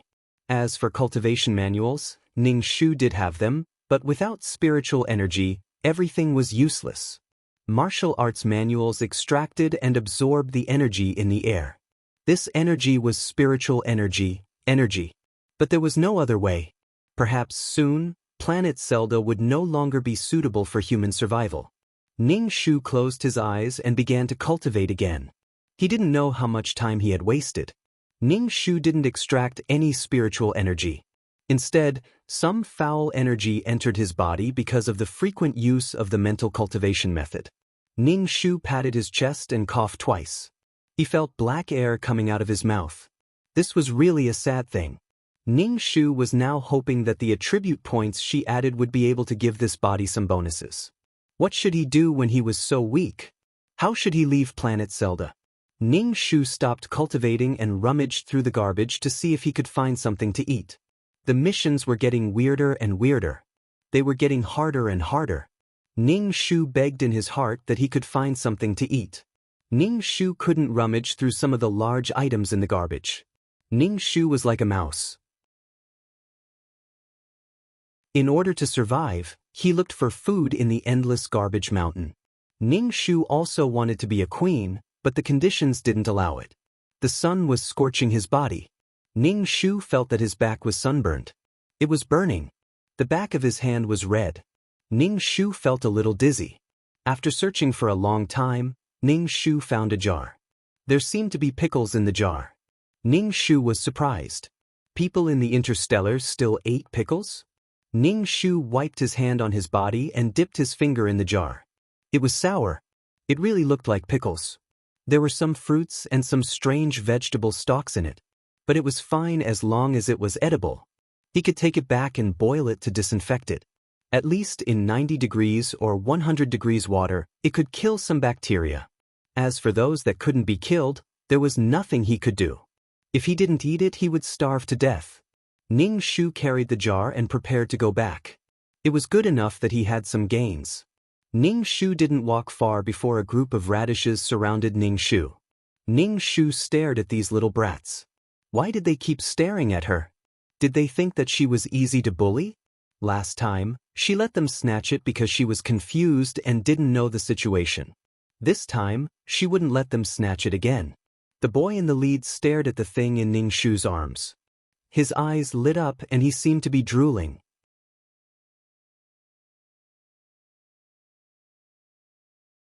Chapter 1266. Hand it over. The little brats finally could not help but snatch it. Ning Shu hugged the jar tightly. This was not handing over the jar, but handing over her and Arvase's lives. Without food, she and Arvase would die. Ning Shu did not waste any more words. He bent down, grabbed the trash on the ground, and threw it at the boy. The boy was afraid that his face and eyes would be hit, so he hurriedly covered his face. Ning Shu quickly smashed a few more times and knocked away the people who surrounded her. She then ran away in the garbage, one step at a time. Ning Shu chased after the group of little radishes behind him. Ning Shu grabbed a sharp thing that looked like an iron wire and turned around to threaten these people. If you dare to follow me again, I will poke your eyes out. Come on. Ning Shu did not run forward. Instead, he turned back and rushed towards these people with the iron wire. Ning Shu's expression was cold, as if he wanted to die together with them. These little radishes were scared into a daze. I'm telling you, I'm not afraid of you, the boy said with a trembling voice. Let's go. We'll tell Vivian's brother to chase her and her crippled brother out of here. After the boy finished speaking, he ran away in a group. The most important thing was not that he was afraid of Ning Shu, but that his eyes would be injured in the process of fighting. In Zelda, one could not have legs. Without legs, one could still crawl, but without eyes, one would not be far from death. There was no way to find food in the endless trash. When these children ran away, Ning Shu immediately relaxed and sweated profusely. Ning Shu put away the iron wire for self-defense and carried the jar home. Ning Shu walked outside the tent and heard people talking inside. One was Arvase's voice, and the other was Vivian's voice. Ning Shu walked into the tent and saw a book on Arvase's lap. This book was more damaged. Vivian sat next to Arvase and read the book with him. Arvase looked up and saw the jar in Ning Shu's arms. He was stunned for a moment before saying, "You're back?" Vivian greeted Ning Shu. "Eliza." Ning Shu put down the jar and said to Vivian, "In the future, you can come here more often to talk to Arvase." "All right." Vivian's eyes were squinted as she smiled. Her wine-red hair was a perfect match for Arvase. He did not know if it was because of his leg, but Arvase was very quiet. He did not speak much and did not have any friends. However, in this place, there was no friendship between people. In fact, in the next moment, they could even fall out and fight over an edible piece of trash. The lifespan of the people on planet Zelda was very short. They were at most 20 years old and 30 years old was the limit. At the age where they could reproduce, They would start having children at the age of 15 or 16. When the children could walk and find food, their lives would end. Some children were so hungry that they ate their parents' bodies while they were still in a daze. They were clearly in their prime, but the people of planet Seldar were about to die. He did not know if the lifespan of the people of planet Seldar would increase after they left this place. Arvez, you can read? Ning Shu asked in surprise. Why didn't she know that Arvez could read? She did not know from the plot provided by Eliza either. Vivian said, Arvez is so powerful. He can read. Ning Shu was even more surprised. There were very few people who could read on planet Seldar. That was because they had to survive every day and dig for food in the trash. They did not have such awareness at all. Knowledge was useless here. A book was not even as good as a piece of bread. Arvez said, I can't read. There are pictures on it. I read according to the pictures. Ning Shu glanced at the book on Arvez's lap. So he was telling stories by looking at pictures. Ning Shu drank a bowl of water and said to Arvez, if I find a book next time, I'll bring it back for you to read so that you won't be bored. Thank you, sister. Seeing that Ning Shu had returned, Vivian was embarrassed to stay here. She said goodbye and left. Ning Shu took out some things from the jar. There were some fruits and vegetables. There was a sour smell in the air. It made one's cheeks ache. Ning Shu smelled the vegetables and fruits and said to Arvez, Vivian is really a good girl. A kind girl even brought food to Arvez. There was a faint smile on Arvez's pale face, causing his blue eyes to reflect a dazzling luster like a shining sapphire. Ning Shu was quite happy to see Arvez like this. If Arvez was happy, Eliza would feel less guilty. When Eliza left planet Seldar, she had promised to come back, but she had not done so. Ning Shu put the pickled vegetables in the pot and poured some water that had been purified by charcoal. Ning Shu lit the fire and started cooking the pickled vegetables. Ning Shu did not know if this was pickled vegetables or not. What if it was some kind of chemical thing? What a scam! Ning Shu poked at the vegetables and fruits in the pot, thinking, how good would it be if there were some noodles in it? Ning Shu really wanted to eat meat. So greedy. Ning Shu was afraid that this thing was poisonous, so he cooked it for a while. Then each of them had a bowl. I'll try it first, Ning Shu said. He picked up the bowl and tasted it. It tasted sour, but it was quite appetizing. Ning Shu took a fruit the size of a ping-pong ball and took a bite. The fruit was very sour and had many seeds. It tasted a bit like hawthorn. Ning Shu finished the bowl of soup and even burped. There was no reaction, so it should not be poisonous. He said to Arvez, it's okay, you can eat. Arvez lowered his head and drank a mouthful.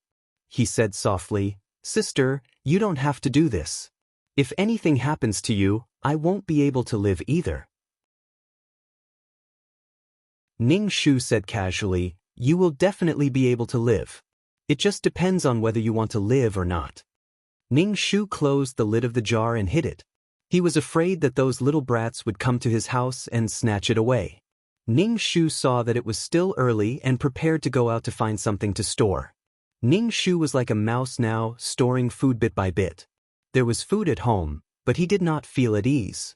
Humans were really adaptable. Under the threat of death, Ning Shu felt that it was not that unacceptable to look for food in the garbage. There was no room for pretense in survival. Don't go. You've been out for quite some time. It's going to be dark soon, Arvez said. Ning Shu looked up at the sun above his head. The sun was shining in the sky and it was going to be dark soon? However, Ning Shu was very obedient and did not go out. After dark, there would be no sun and people would freeze to death. What if she froze to death outside? Ning Shu thought about it and took the blanket out to dry. It might be warmer at night. If there was a lot of dust, he would dust it off later. Life was really fucking hard.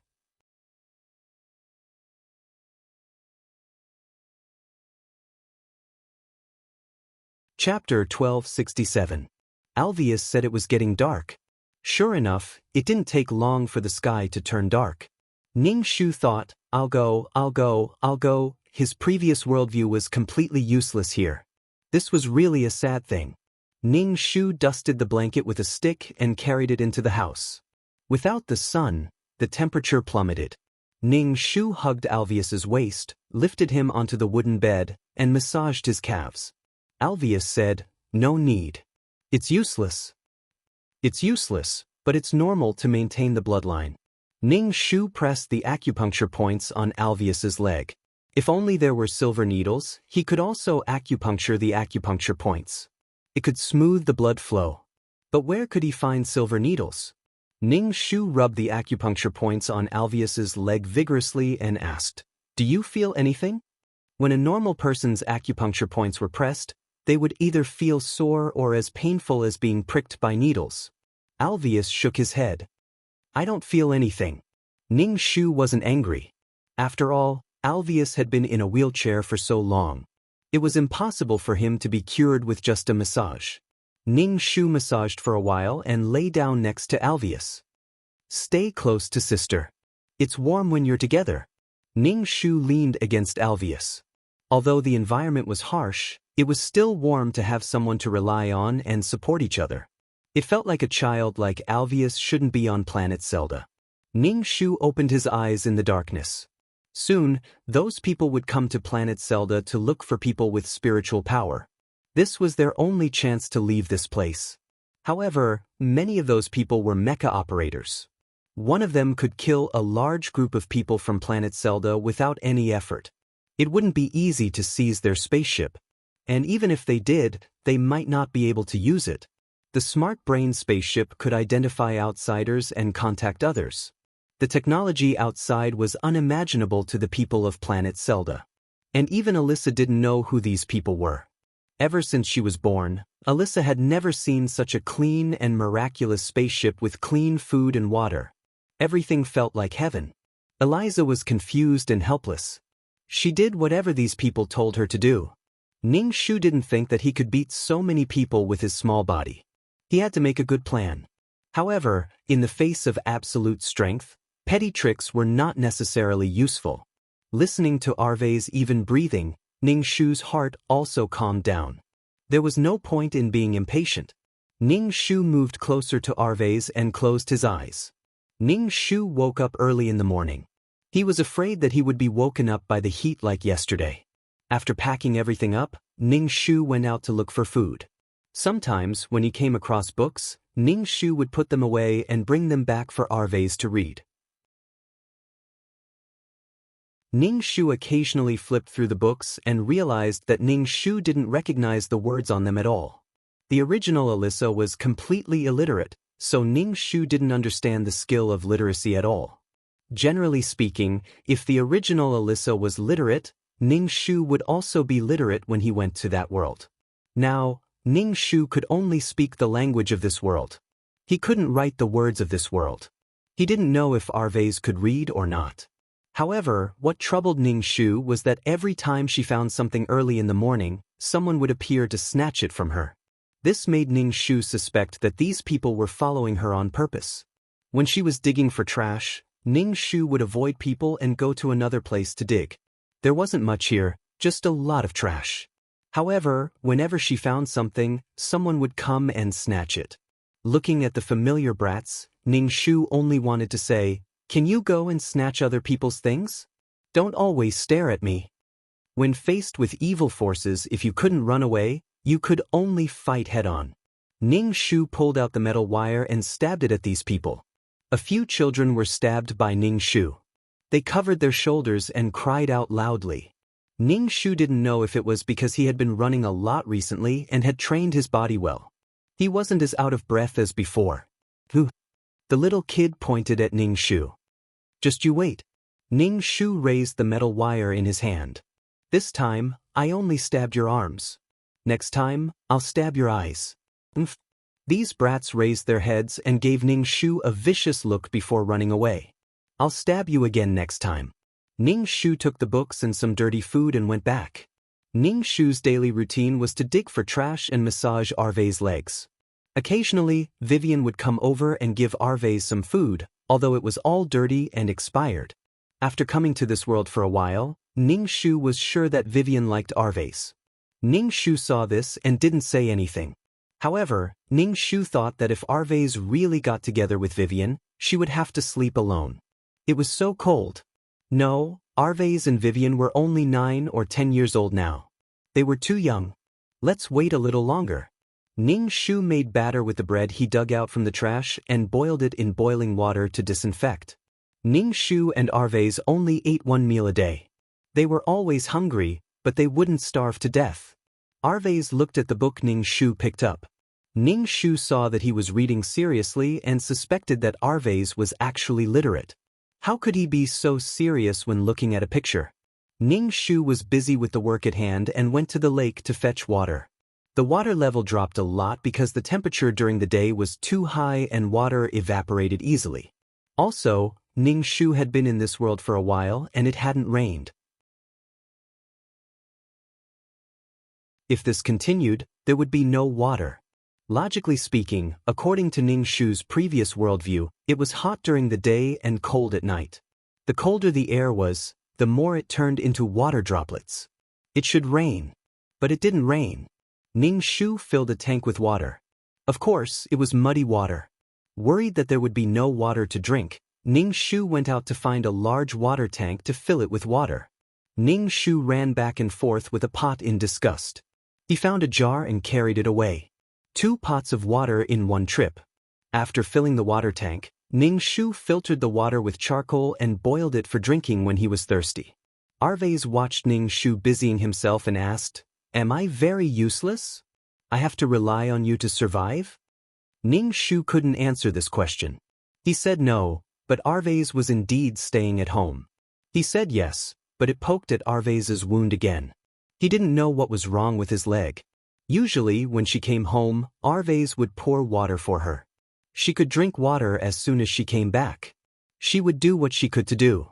"Sister, you don't have to force yourself. I'm your burden," Arvez said with his head lowered.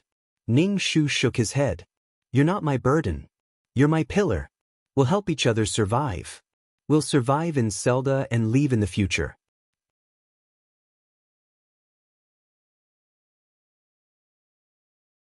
Chapter 1268.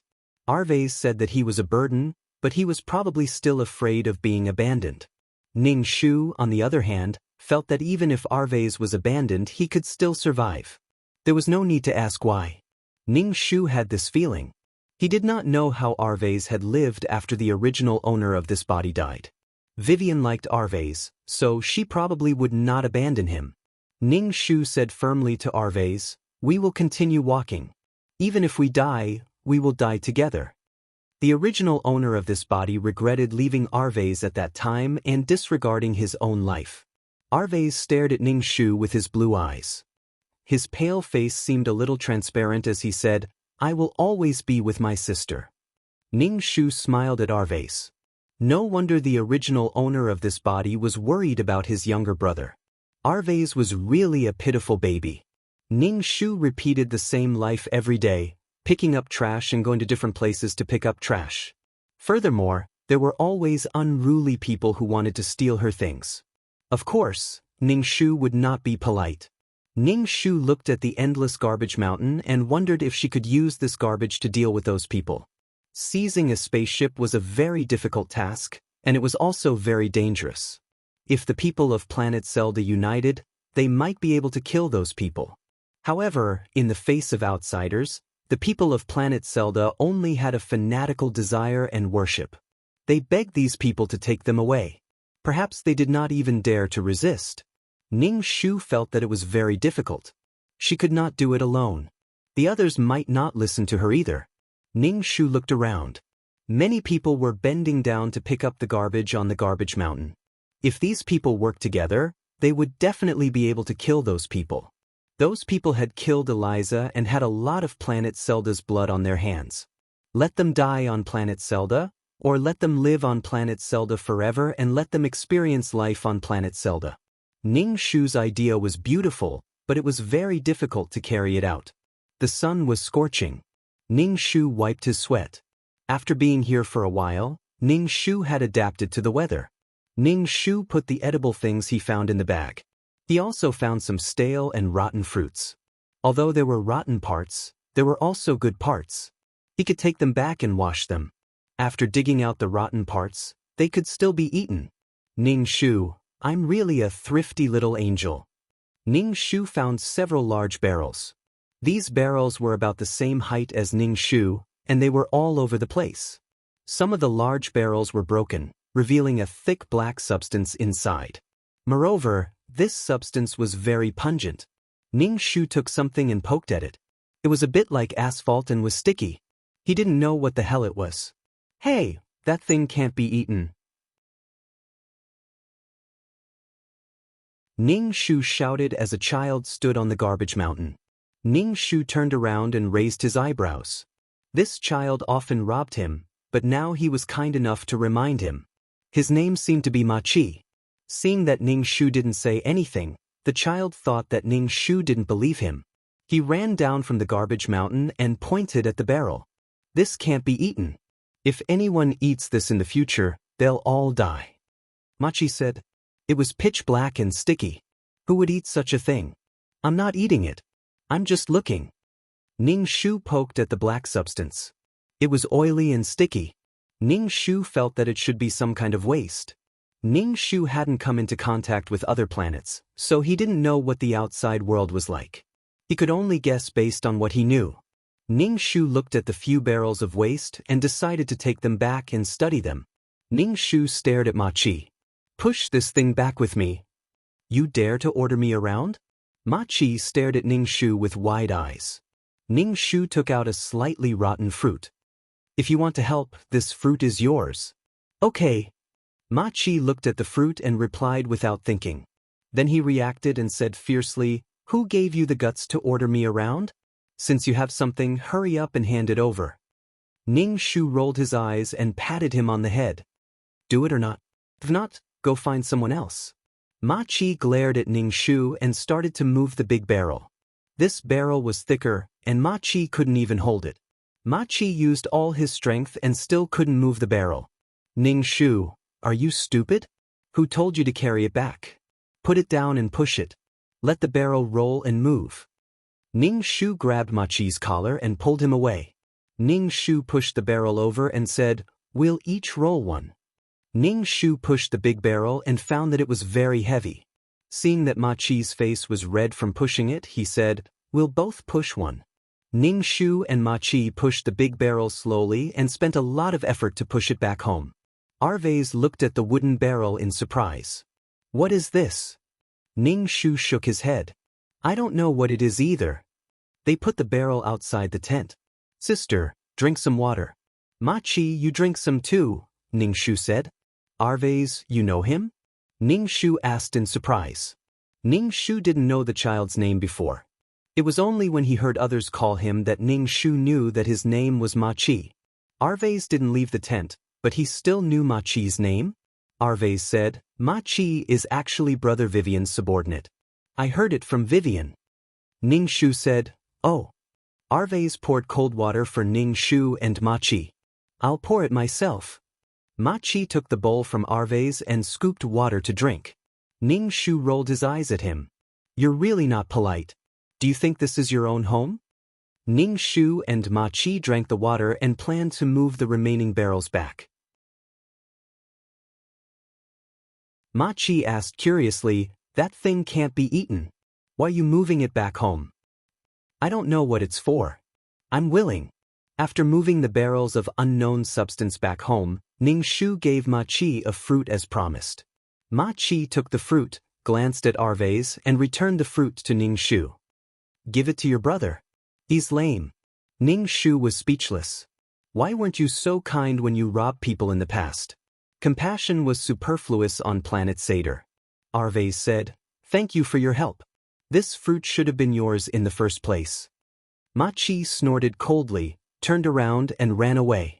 Ning Shu couldn't help but laugh. He said to Arvez, This person is really strange. Arvez said, Sister, what's the use of those things? Ning Shu shook his head and used something to get some black substance that looked like asphalt out of the barrel. It was very sticky. Ning Shu placed the object on the ground and lit it with fire to see if it could burn.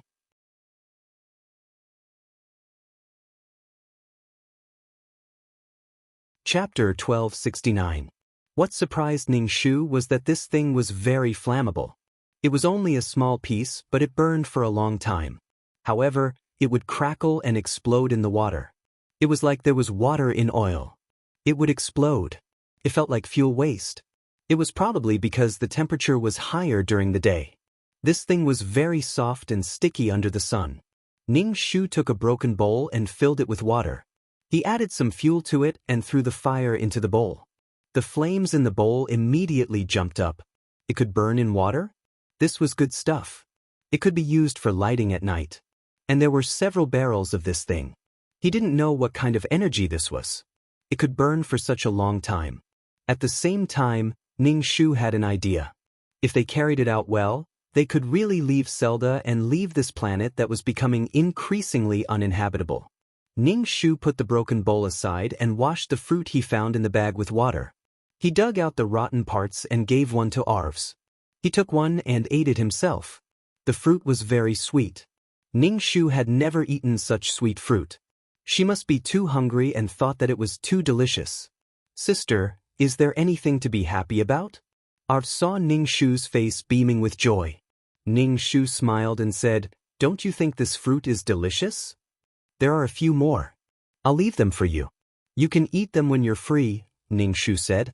Arves chewed on the fruit. "Keep them. You can eat them when you're thirsty outside." "It's okay. Hurry up and eat them. It's hot during the day and they'll rot quickly," Ning Shu said. Ning Shu had been out for the past few days and felt that some people were very excited. They would look up at the sky from time to time. Could it be that the spaceship to dump the trash was coming? This trash could bring a feast to the people of Zelda. Seeing others so excited, Ning Shu was a little expectant and excited. Ning Shu was speechless. It was just trash. What was there to be excited about? Don't fall. Don't fall. Other than looking for garbage, Ning Shu also knew how to use that kind of fuel. The more the better. Ning Shu asked Ma Chi to help him find that thing. Ma Chi raised his chin and asked, "What's the benefit?" "There's no benefit. If I find something good, I'll give it to you," Ning Shu said. "I'll keep an eye out for you." March left with his lackeys. This thing was probably not easy to find. Perhaps there was, but it was probably scattered all over planet Zelda. And they might have been buried. After all, there was so much trash in Zelda. Ning Shu felt that the few barrels of fuel were not enough.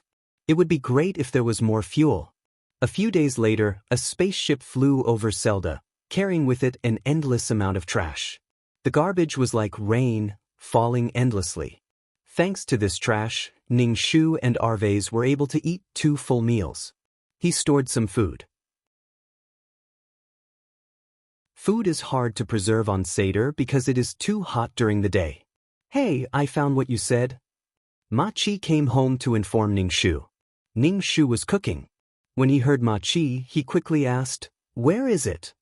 Seeing Arves reading in the tent, Ma Chi lowered his voice and said, "It's the new trash. There's what you want." "Good brother." Ning Shu patted Ma Chi's arm. "I'll treat you to a meal." Ma Chi covered the place where Ning Shu patted him. "You hit me so hard. This was called pain? It used to be pricking." Ning Shu used a broken bowl to fill Ma Chi's bowl with all kinds of mixed things.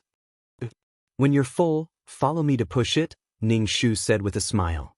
Ma Chi was not afraid of the heat. He gulped down the vomit-like stuff and ate with relish. After that, Ning Shu and Ma Chi brought back some fuel. Ma Chi asked Ning Shu, "What are you going to do with all this stuff?" "I'm going to light a fire for fun," Ning Shu said casually. "You'd better be careful. There's trash all around. If the fire starts, the entire Seder will become a sea of fire," Ma Chi said with a straight face. Seder was full of trash and there was no water source. If it caught fire, everyone could only wait to die. Ning Shu nodded. "Got it." Ma Chi glanced at Arves, who was in a wheelchair, and left. Arves put down the book in his hand. Ning Shu asked, "What do you want to do?"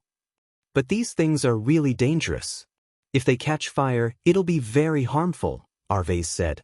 Ning Shu said, "I just think they're good stuff, so I'm collecting them." Arves's blue eyes narrowed, but he didn't say anything. Ning Shu fiddled with the fuel every day. At night, the fuel would solidify a little because of the cold weather. And it wouldn't burn fiercely at all. Ning Shu stirred the fuel with a stick. It was very sticky and very strenuous. He couldn't stir it at all. Ning Shu had a plan in his mind, but he had to discuss it with Arvase. Could it be that she had to tell Arvase that someone would come soon and drive a spaceship to Seder to look for someone? They could then snatch the spaceship and leave this place. If she told Arvase that, Arvase probably wouldn't believe her. She couldn't predict the future. She would be suspicious for no reason. So she could only wait for those people to come and then plan with Arvase. Ning Shu looked at the fuel and sketched out the scene over and over again in her mind, planning over and over again in her mind. Ning Shu waited for those people to come. On this day, a huge spaceship was suspended in the sky above Seder, blocking out the sun. It blocked out part of the sunlight.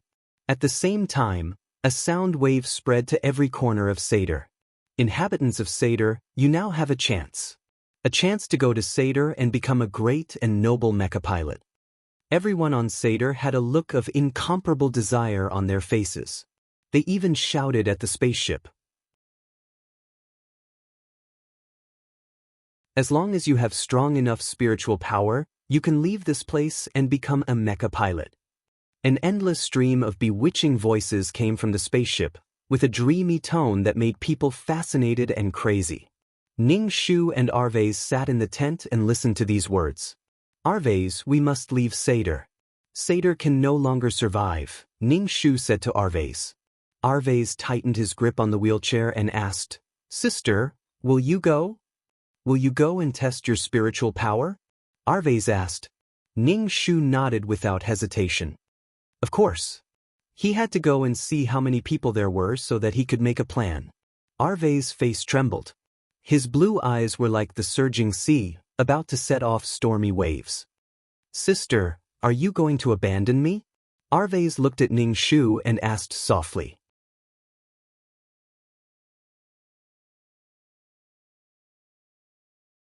Chapter 1270. Arvase looked at Ning Shu, his blue eyes reflecting a cold and hard luster. Sister, are you going to abandon me and leave Zelda? How is that possible? How can I abandon you? Ning Shu said with certainty. I'm going to take you away from planet Zelda and let you stand up. Arvase's expression was very strange. It seemed to be mocking, sad, and an indescribable emotion. In short, it was very complicated. Sister, I might not have strong spiritual power. How can I leave with you? Arvase asked. Ning Shu said without thinking, Sister will think of a way. With such an opportunity, the people of planet Zelda became restless. Being able to leave planet Zelda was the biggest temptation. Although they were born on planet Zelda, everyone's wish was to leave Zelda and live elsewhere. Soon, many people went below the spaceship to wait for the spiritual power test. A huge ladder was lowered from the spaceship. Everyone swarmed up, afraid that they would be too slow. Through the spaceship, Manson saw these people. Their dirty clothes, dirty bodies, and dirty souls should live in this kind of garbage. A sarcastic smile appeared on Manson's face. Manson, how many people on planet Zelda do you think have strong spiritual power? A burly man walked over and asked Manson. He stared down at the people from planet Zelda who were swarming up to the spaceship. Joyce, I don't think there are many, Manson said. Not many is already a compliment. It should be very few. How can they train their spiritual power if they can't even guarantee their survival? Manson said calmly with an arrogant expression. Joyce turned his wrist. Maybe these people are focused on finding garbage, so their spiritual power might be strong. I like this joke, but the air here is really suffocating. Tell the people below not to send those people up. Manson took out a handkerchief and covered his nose. If there aren't many people with strong spiritual power here, we still have to find the next distant planet. How can such a bumpy thing happen to us? Manson was a little irritated. The long interstellar travel had put him in a bad mood. Joyce said, I think it's pretty good. It's simple. A planet like this can be destroyed with a few laser cannons. These residents are all very weak. They probably don't have any mecha operators. No one can pose a threat to us. However, Manson was very irritated. I hate traveling. I hate it very, very much. Joyce shrugged and looked down at the ant-like Seldians. It's hard to imagine that there are still people alive in this place. Ning Shu stood on the trash mountain. Many people from planet Selder were heading towards the spaceship. Some were going up and some were coming down. One ladder was to go up and the other ladder was to go down. Both sides were filled with people. Back then, Eliza's spiritual power had been at level A, which had reached the target of those people. She was definitely going to test her mental strength to find out more about those people. Ning Shu raised his head and looked at the spaceship. This spaceship was so big that it could fit a lot of people. These people were searching everywhere for people with spiritual power. If they didn't dare to attack the mecha operators, they would look for planets like Planet Zelda, where the natives were weak. They could enslave them as much as they wanted. Ning Shu ran down the garbage mountain and entered the tent. He saw Arvay's back facing him, clearly ignoring him. Ning Shu shouted, "Arvay's sister, if you want to test your mental strength, you can go. It's also a good thing if you can leave Planet Zelda," Arvay said to Ning Shu as he turned his wheelchair around. Ning Shu said, "Even if we have to leave, I'll take you with me. If we're leaving, we'll leave together." "But I don't have spiritual power," Arvay said. Ning Shu asked, "You haven't tested it yet. How do you know you don't have spiritual power?" "Yes. How can a burden like me have a strong spiritual power?" Arvay said dejectedly. Ning Shu said angrily, "Spiritual power has something to do with the brain. It has nothing to do with the legs." "Don't think too much," Ning Shu said. Arvay's was speechless. Arvay's. Vivian's voice rang out, crisp and cheerful. Ning Shu raised her eyebrows at Arvay's. "Your little girlfriend is here." Ning Shu took the initiative to leave the tent and met Vivian at the door. Vivian's wine-red hair shone brightly under the light. "Eliza, you'll be tested for your spiritual power, right?" Vivian asked Ning Shu. Ning Shu nodded. Vivian went into the tent to talk to Arvay's, who was not in a good mood. Ning Shu cooked something to eat in a pot and observed the movements on the spaceship. More and more people went to the spaceship, and more people returned in disappointment. Without strong spiritual power, they would be kicked down mercilessly. These people would not be kind enough to take away a useless person. It would be a waste of energy to carry one more person. Vivian talked to Arvay's for a while and left. When Vivian came out of the tent, she was crying. Ning Shu asked, "What's wrong?" Vivian stomped her feet. "Eliza, I'll be leaving first." Ning Shu looked at Vivian's back and carried the bowl into the house. He gave the bowl to Arvay's and asked, "What did you say to Vivian that made her cry?" "Nothing. I just said that I won't be tested for my spiritual power," Arvay's said. Ning Shu also agreed that Arvay's should not be tested for his spiritual power. If Arvay's really had strong spiritual power, he could only be pulled away and deprived of his spiritual power in the end. "When are you going to test your spiritual power?" Ning Shu asked Arvay's. Ning Shu drank the food in his bowl. "Let's talk about it later. There are a lot of people now." The people on planet Zelda were in a state of excitement and could not calm down.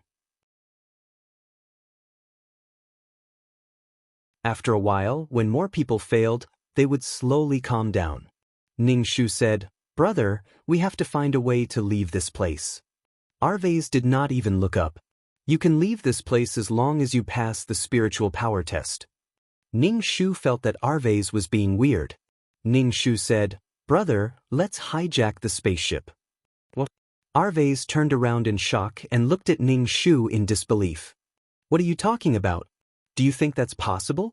Arvay's put away his surprised expression. "There are so many people on planet Zelda. Can't we beat them?" Ning Shu said, "Even ants could kill an elephant." Arvay's shook his head. The power of technology is sometimes unimaginable. There are many people on planet Zelda, but in the face of certain forces, numbers can't solve the problem, Arvay said.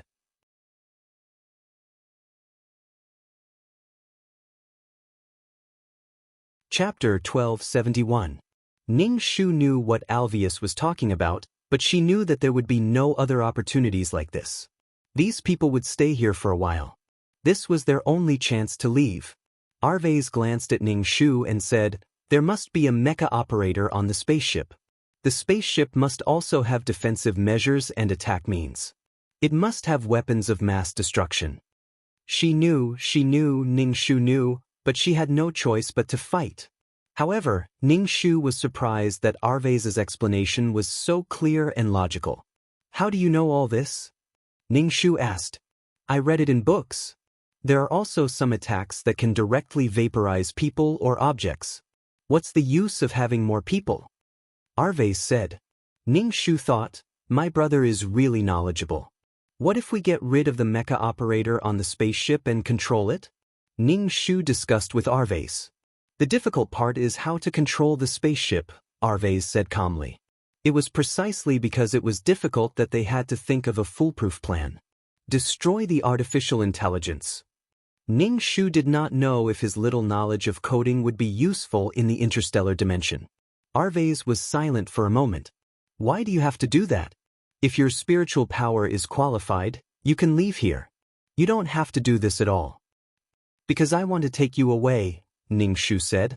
If they got on the spaceship, they would only be waiting for death. There was an inescapable net all around them.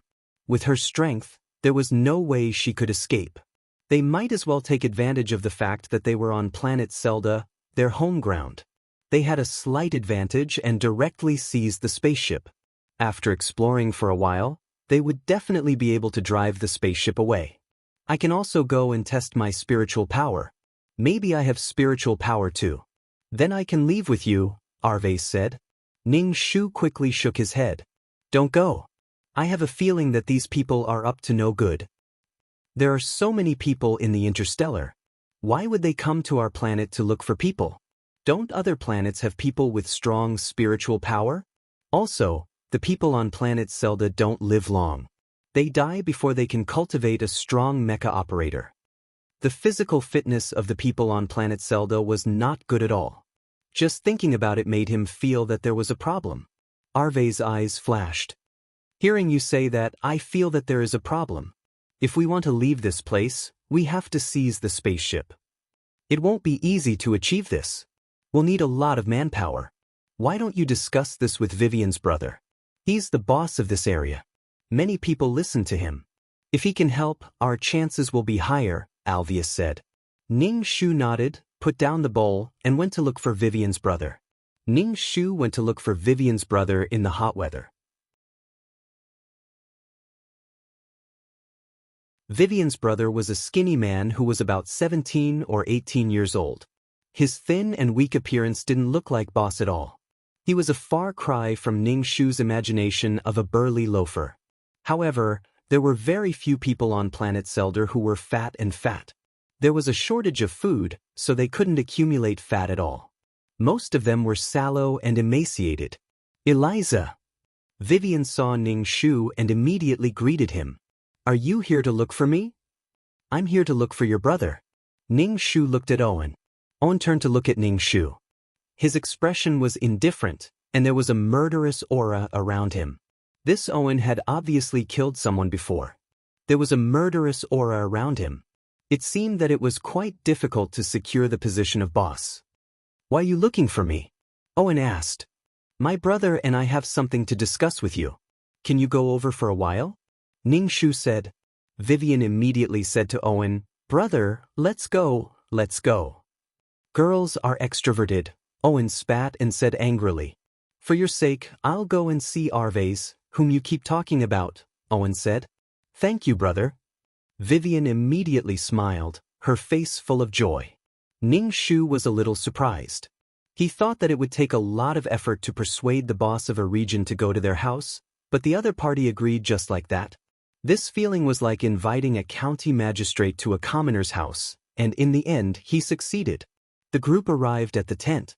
Owen walked in and looked at Arvez, who was sitting in a wheelchair, and asked, Why are you looking for me? Arvez calmly told Owen about what he had discussed with Ning-Shu. Ning-Shu felt even weirder. It was as if Arvez was assigning tasks to Owen. Arvez was neither servile nor overbearing in front of the boss of the region. This made Ning-Shu feel that his brother was really not an ordinary person. After hearing Arvez's words, Owen shook his head. This is very difficult.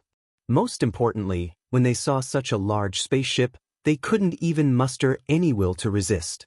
The people of planet Seldar were all people who had not seen the world, so they had to resist the outsiders. They didn't dare. The difference in strength was too great. We can use this thing. Ning Shu pointed at the bucket outside the tent. Inside the bucket was the fuel that Ning Shu had collected. We'll think of a way to deal with the mecha operators. Without the mecha operators, ordinary people will be easy to deal with. He didn't believe that everyone on the spaceship was a mecha operator. People with strong spiritual power were not everywhere. If there were so many of them, these people wouldn't be looking for people with strong spiritual power everywhere. Ordinary things like washing clothes, cooking, and sweeping the floor should still be ordinary people. Maybe they were robots. That would be even easier to deal with. Ning Shu told him the method that she had been planning in her heart. Arvez heard Ning Shu's plan. It's a little risky. Even if it's risky, it's worth it, Ning Shu said. Arvez looked at Owen and said, I'll have to ask you to gather people for this matter. If we can really leave, we'll have fulfilled the wishes of our ancestors. We won't have to live in the garbage anymore. The people of the galaxy have never considered the Seldians. They ignored our wishes and treated Seldar as an abandoned planet. They dumped all the garbage on planet Seldar. Owen looked a little angry. It's a good thing to be able to leave planet Seldar. If we fail, the price will be too high. They might destroy Seldar because of this. Owen shook his head in disagreement. Arvez said indifferently, You don't have many years left to live anyway. Owen was now 17 or 18 years old. According to the average lifespan of the Seldians, Owen didn't have many years left to live. Owen's face trembled. Ning Shu was speechless. How could they talk like this? Their relationship would be strained at any moment. Forget about cooperation, they might even fight now.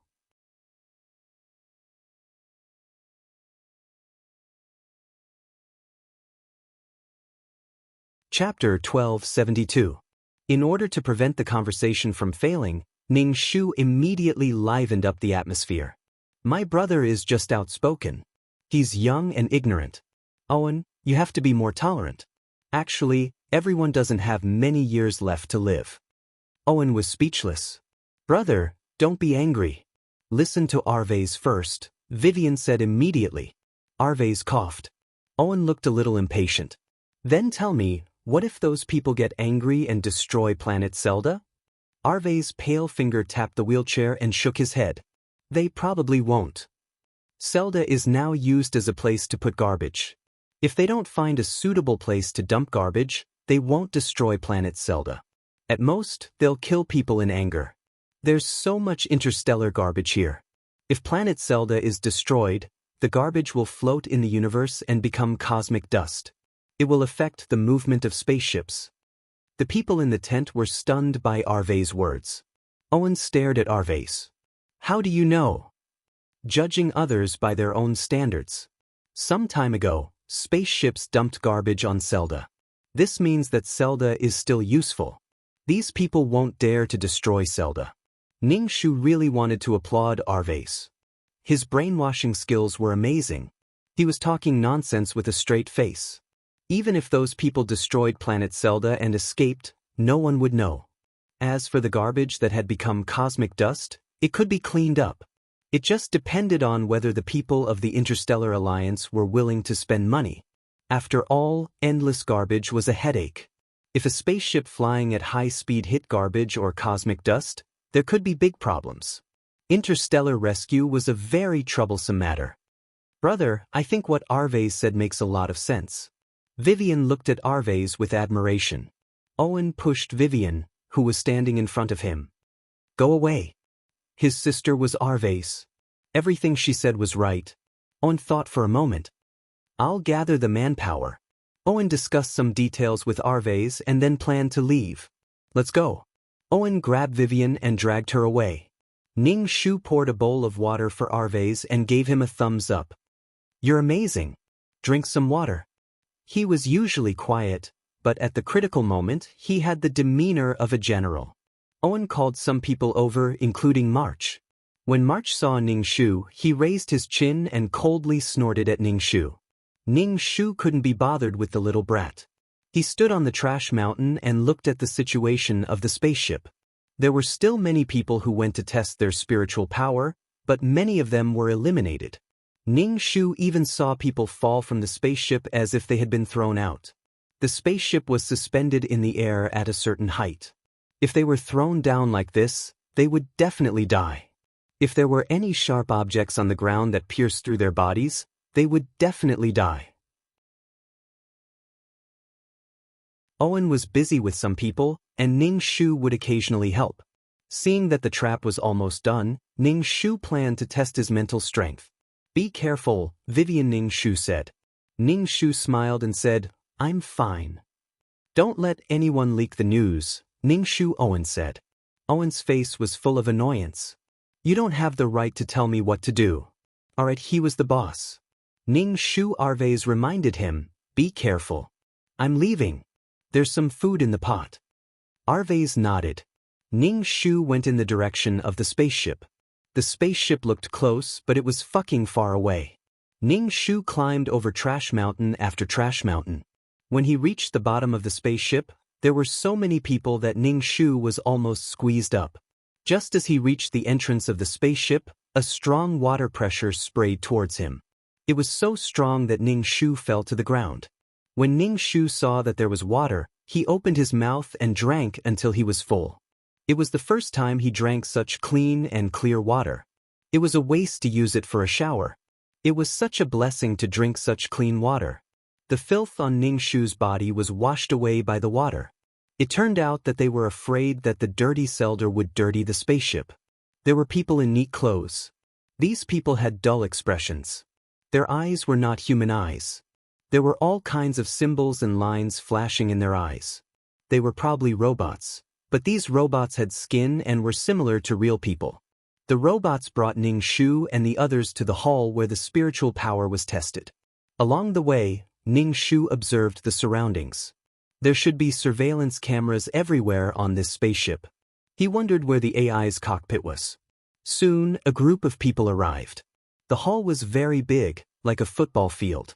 From inside, one could directly see how big the spaceship was. There was high-tech everywhere. Ning Shu was dazzled. All the Seldians who had entered the spaceship were amazed. They looked around in disbelief. People who live in the garbage can't imagine the outside world. Ning Shu was amazed. This was just a plane. There were many planets in this plane. It was very, very big. The evolution of the plane was incredible. He hoped that the world she built in the future could be as big as this. The procedure of the test was to use instruments first. A person stood in a test cabin and quickly analyzed the condition of the person being tested. Spiritual power, physique, and other aspects of the body. Ning Shu looked at the people in front of him. Many people failed the test. Not one of 100 people passed. They were directly eliminated by the test cabin. Spiritual power not qualified. Spiritual power not qualified. Body disease. Recommended immediate quarantine. Those who were detected with disease were directly chased away and thrown out of the spaceship. Ning Shu was speechless. How cruel. Basically, the people on planet Selder were sick. Under the pollution of garbage and all kinds of radioactive garbage, it would be strange if their bodies were not sick. The hall was half empty, and there was no one with qualified spiritual power. Ning Shu saw that the people on the spaceship were a little impatient. Their expressions were very bad. They probably couldn't find anyone with qualified spiritual power. That was why their expressions were so ugly. It was Ning Shu's turn to be tested. He took a deep breath and stepped into the test cabin. Ning Shu felt a light scan his body. Her spiritual power should be qualified. After all, the original owner's spiritual power was also qualified. The light scanned Ning Shu's body again. The staff on the spaceship looked expectant. Usually, multiple scans meant that the spiritual power was qualified. After such a long time, only a few people had qualified. The higher-ups were already blaming them, saying that they were wasting energy. Spiritual power qualified. A-level spiritual power, To be developed into S-level spiritual power, the female voice in the test cabin said calmly. Finally, one of us qualified. One of the inspectors said to Ning Shu, who was still standing in the test cabin. Come out quickly. You still have tests to do. The other Seldians looked at Ning Shu with envy. She had entered heaven from then on.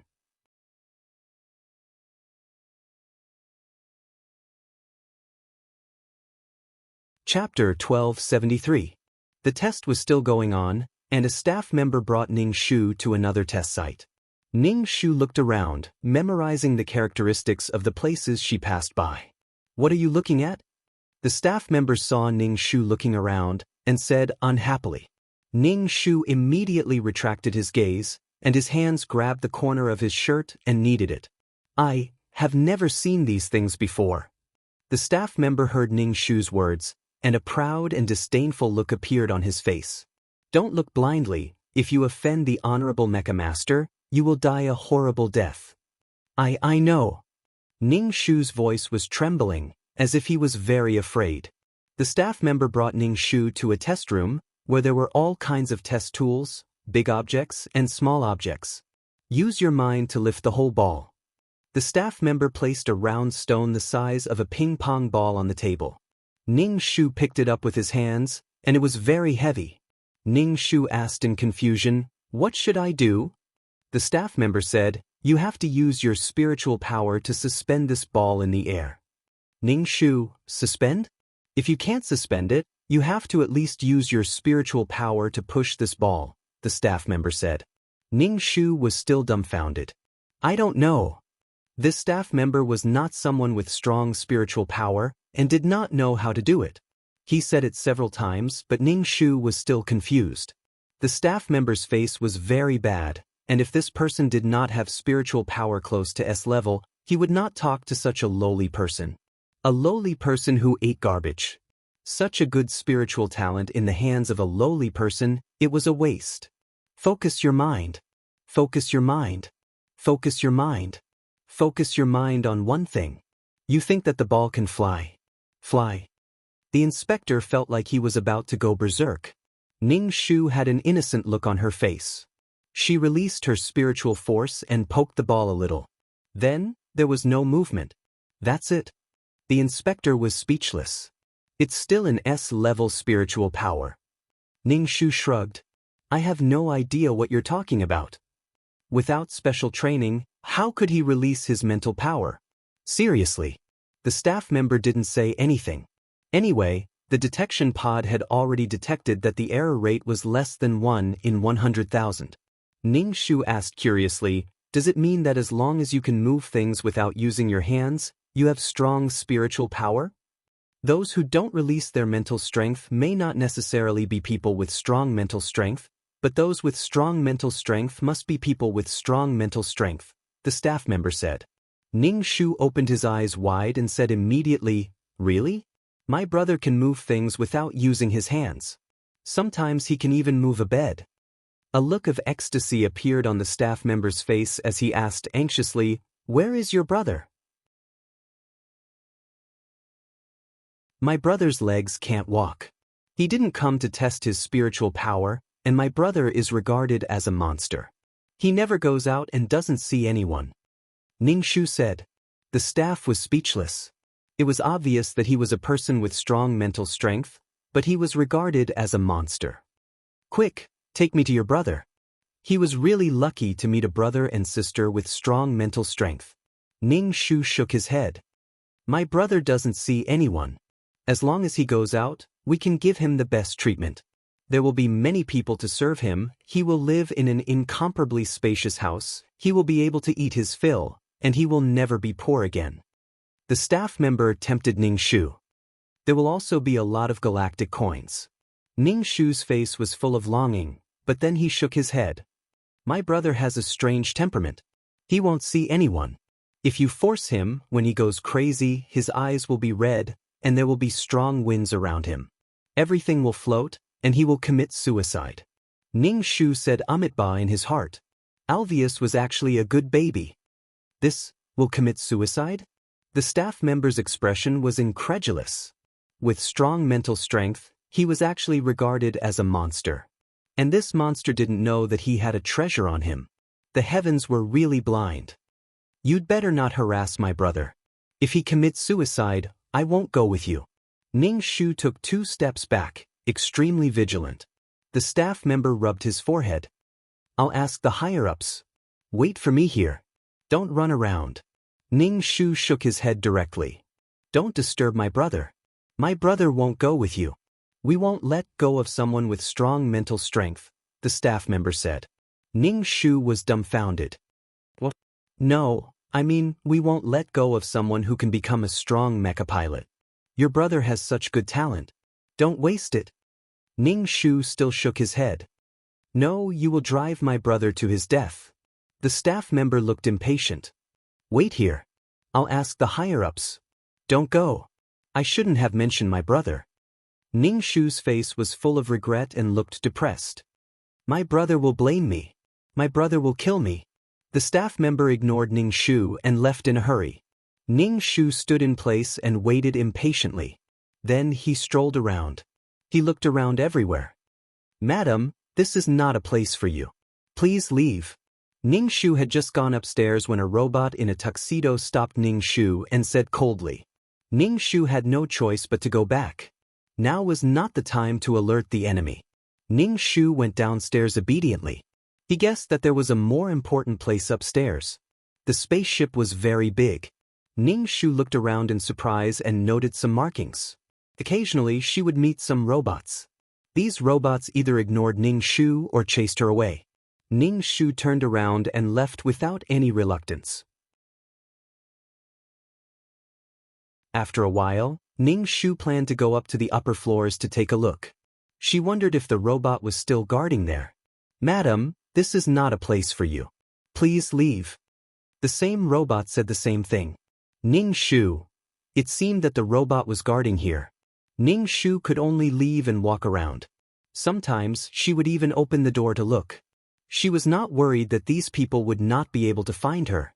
After all, everyone on this spaceship was basically transparent. They were being monitored. Soon, a robot came over and said to Ning Shu, Madam, please go to the examination room. Please follow me. The robot walked in front. Every move of the robot was like a human. When technology was developed to the extreme, could it split mountains and fill the sea and create life? Speaking of which, 2333 was also a kind of technological life. Ning Shu followed the robot back to the examination room. The robot first bent down and put his hand on his heart. Honorable Master, I have brought the person.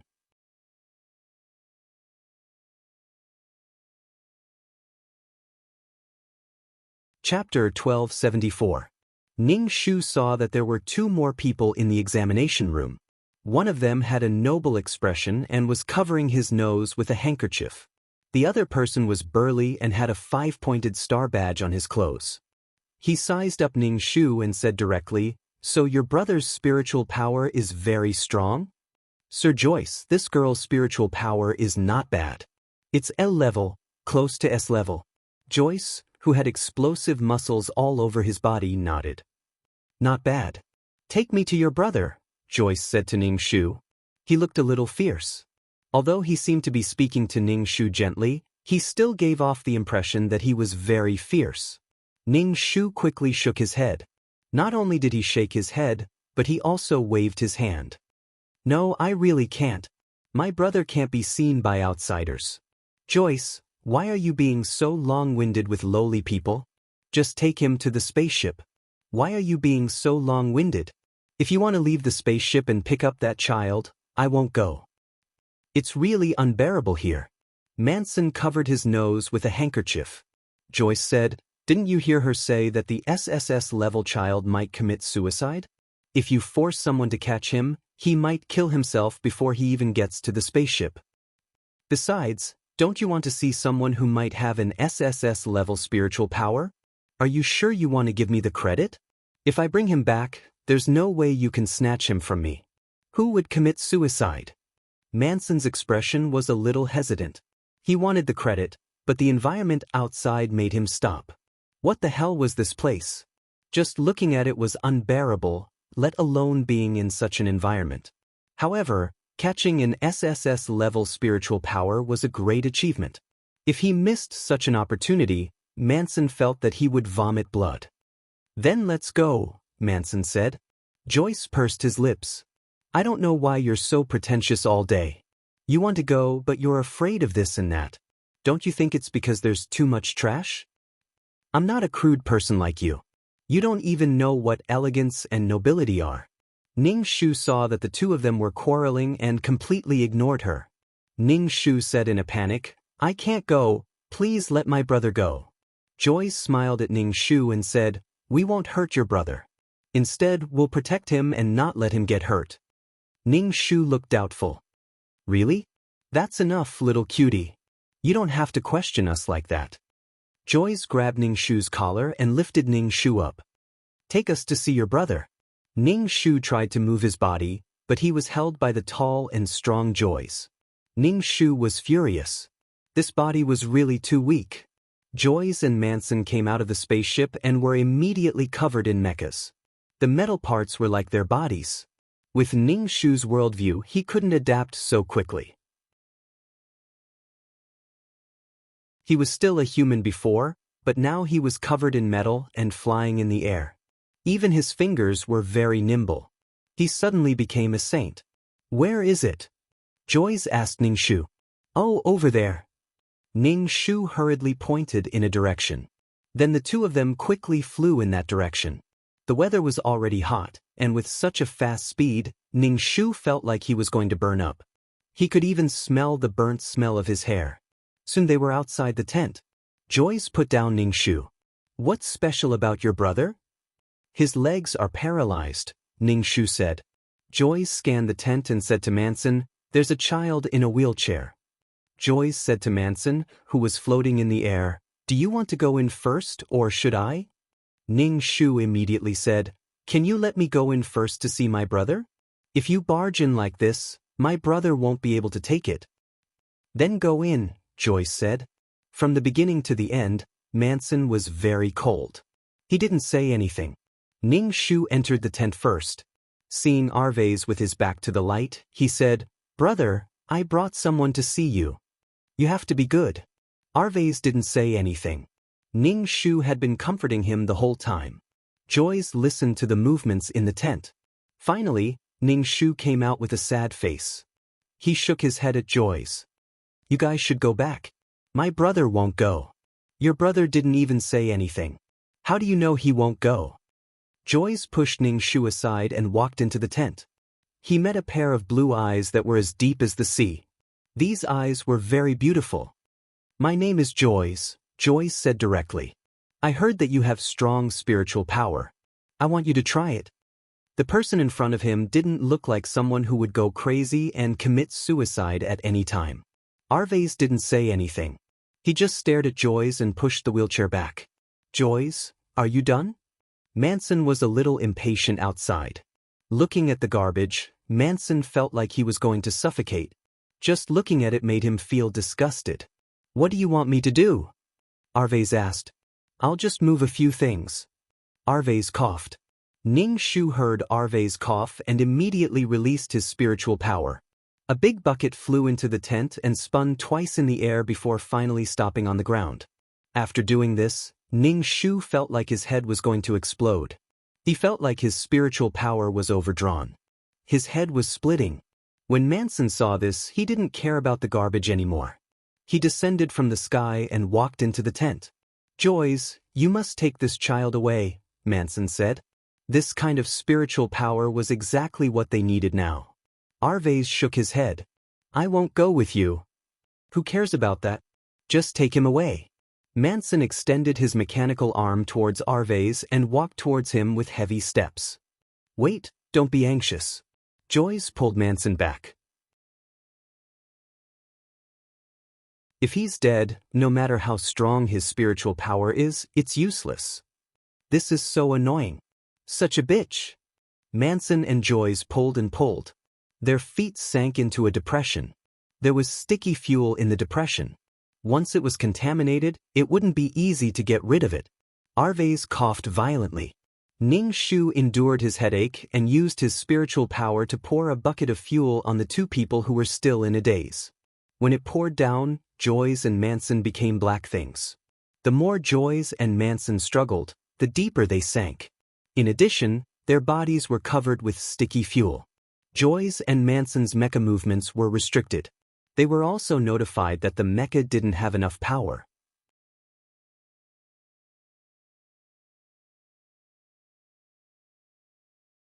Chapter 1275. Ning Shu entered the tent and carried Arvez away. Ning Shu threw a fire at the two men who were stuck in the fuel. The flames immediately jumped up. Impudent, foolish people. It's so hot. Manson and Joyce had a bad feeling.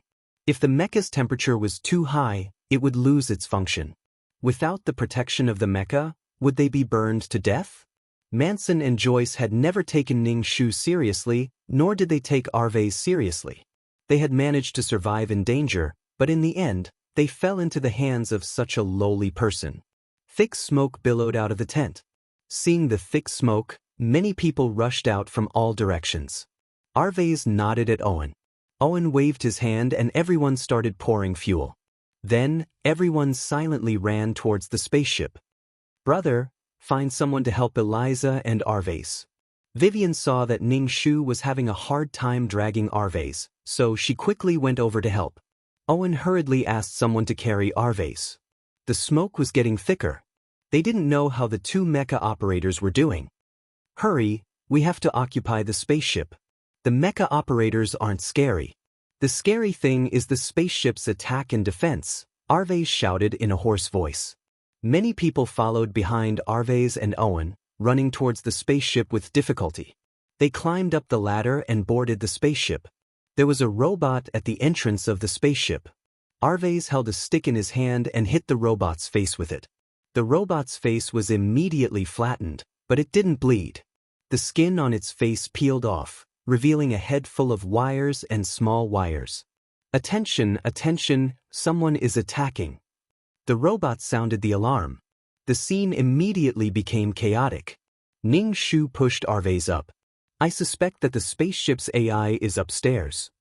Ning Shu went upstairs and a robot pulled them back. Arvez said loudly, "Cut off their power." Arvez held something like a knife in his hand and stabbed the robot's neck, cutting off one of the wires. Then more and more robots rushed over. These robots were also carrying extremely dangerous weapons. When they were hit by the laser, they turned into ashes. Ning Shu carried Arvez on his back and hid here and there. "Arvez, what should we do now?" Owen's voice was trembling. His opponent's weapon was too powerful. Ning Shu raised his head and looked around. They were all under the surveillance of others. Perhaps the ship's AI was calculating the best way to attack while they were drinking tea. If so many robots are stopping us, it means that this place is very important. "Owen, there are many Seldis on the spaceship now. Tell them that we're going to take over the spaceship. The Seldis can leave this place and let them kill those robots. We must create chaos," Arvez said with a sullen face. Owen thought for a moment. Since things had already progressed to this stage, retreating meant death. He might as well fight to the death. Owen turned around and left. Before he left, he said to Arvez, "Protect my sister well." Ning Shu said, "Don't worry, I'll definitely protect Arvez." Ning Shu put Arvez down and let Vivian support him. He picked up the gun on the ground. This was probably a laser gun used by robots. Ning Shu did not see the trigger, only the button. When Ning Shu pressed the button, a laser shot out and vaporized a hole in the wall. So powerful. Ning Shu raised the gun, hit his body, and shot at the robot's head. The robot's head was immediately gone. The wires in its neck were sizzling with smoke. Ning Shu killed a robot with one shot. Although Ning Shu had a weapon, the increasing number of robots made his scalp tingle. Sometimes, a robot would appear above his head. "Vivian, put away these guns," Arvez said to Vivian. Vivian was originally scared out of her wits. When she heard Arvez's words, she trembled and picked up the guns on the ground. Ning Shu grabbed Vivian and a laser passed by her side. Ning Shu shot the robot's head. Vivian was so scared that her face turned even paler. Ning Shu thanked her. "Thank you, Eliza." Arvez took the gun from Vivian's hand and blew up the surrounding probes. With a bang, the probes exploded. Soon, Owen came over with a large group of people. Arvez said directly, "Pick up the gun on the ground. It's easy to use." When Owen saw that his sister was fine, he heaved a sigh of relief. He held the gun and imitated Ning Shu. However, as someone who had never used a gun before, his technique was very rusty. Arvez asked Owen, "What's the situation down there?" "I said that there's a lot of food on this spaceship. We've occupied the spaceship and asked them to find food and food. For the people of Zelda, food was everything. They would do anything for a mouthful of food." With Owen bringing reinforcements, the pressure on Ning Shu and Arvez lessened significantly. However, the robots that followed made Ning Shu feel numb. Their arms were weapons. There were densely packed muzzles on their arms for them to fire. These robots were weapons themselves. It was simply hair-raising. They were many times more powerful than the previous robots. Moreover, once a person was hit, they would turn into ashes. Ning Shu's heart was filled with curses. In the face of technology, a body of flesh and blood was really vulnerable, especially when her body was so weak now. Ning Shu felt very tired. Previously, he had used his spiritual power and had not recovered. Then, he started fighting directly. He felt that his whole body was not very good. No matter how difficult it was, Ning Shu had to grit his teeth and endure. Otherwise, he would not be able to leave Zelda and become a mecha pilot. He might not even be able to survive. Ning Shu aimed at the muzzle of the robot's arm and destroyed it. He did not know what material these robots were made of. The laser pistols that could kill robots before were no longer a threat to these robots. Other than leaving a small black spot on the robot's body, there was not much damage to the robots. Ning Shu felt very powerless. He felt like a mayfly trying to shake a tree. The power of technology was really unimaginable to him. "Sister, destroy his positioning system and aiming system." Arvez shouted at Ning Shu. Due to the intensity of the battle, Arvez was shouting at Ning Shu. "Positioning system, aiming system?" Ning Shu aimed at the robot's eyes, which were like ripples of symbols jumping around. With a bang, the robot's head was smashed open. As expected, the eyes were its weakness. The team moved forward with difficulty. The entire spaceship was in chaos. There were dirty, crazy-looking people from Zelda running around everywhere.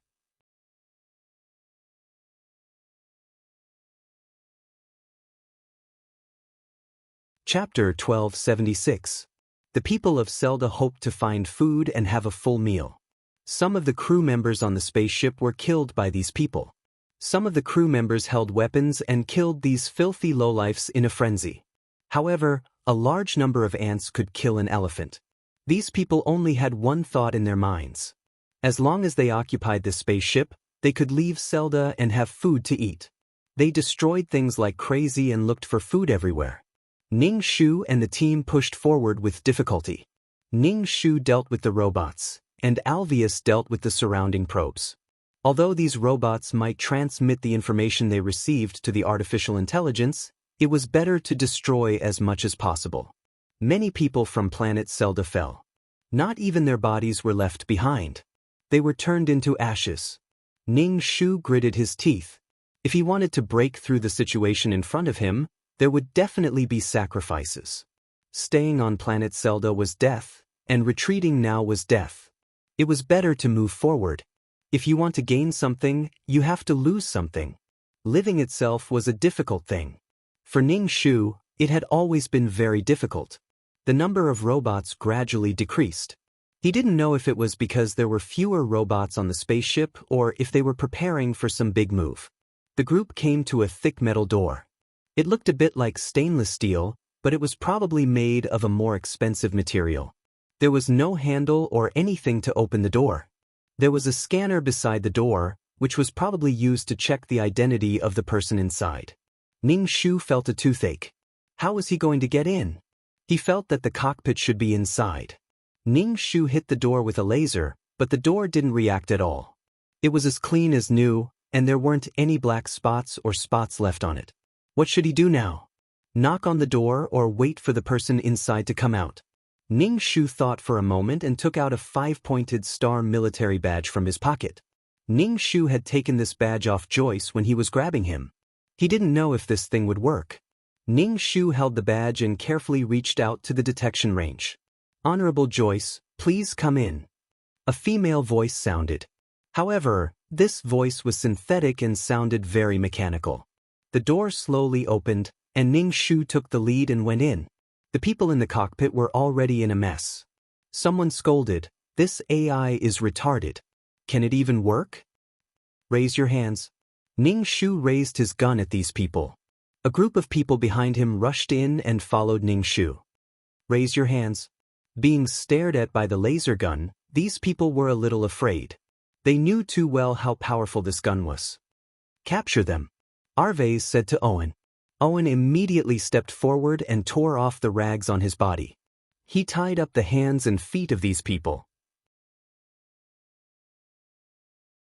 There weren't many people in the driver's seat, so they were quickly tied up. Ning Shu hugged the gun and looked at the huge cockpit. It was complicated with all kinds of buttons and screens. "Oh my God, it's too complicated. It's like watching a sci-fi movie." Ning Shu moved its claws, indicating that it was rather difficult. She had to get used to it first, or else she wouldn't be able to use it. It seemed that she had to learn how to use the spaceship. Vivian helped Arvez to Ning Shu's side. Arvez clicked on the picture and pressed a red button. Beep beep beep. A hurried sound came from the cockpit. "Are you sure you want to destroy the AI? If you destroy it, the safety of the spaceship won't be guaranteed." A synthetic female voice sounded. "I suggest changing the AI's operating method. I don't recommend destroying it." Arvez sneered and glanced at the people who were tied up. "I know you've already sent out the message." The people who were tied up all shook their heads in fear. Arvez's expression was indifferent. He pressed another button and a few cages descended from the sky, covering these people inside. "If you don't want the AI to be destroyed, you'd better be obedient," Arvez said. He changed the operating method of the AI. He sat on a chair and placed his legs weakly on the ground. Yarvi clicked on the overlapping screens, dazzling everyone's eyes.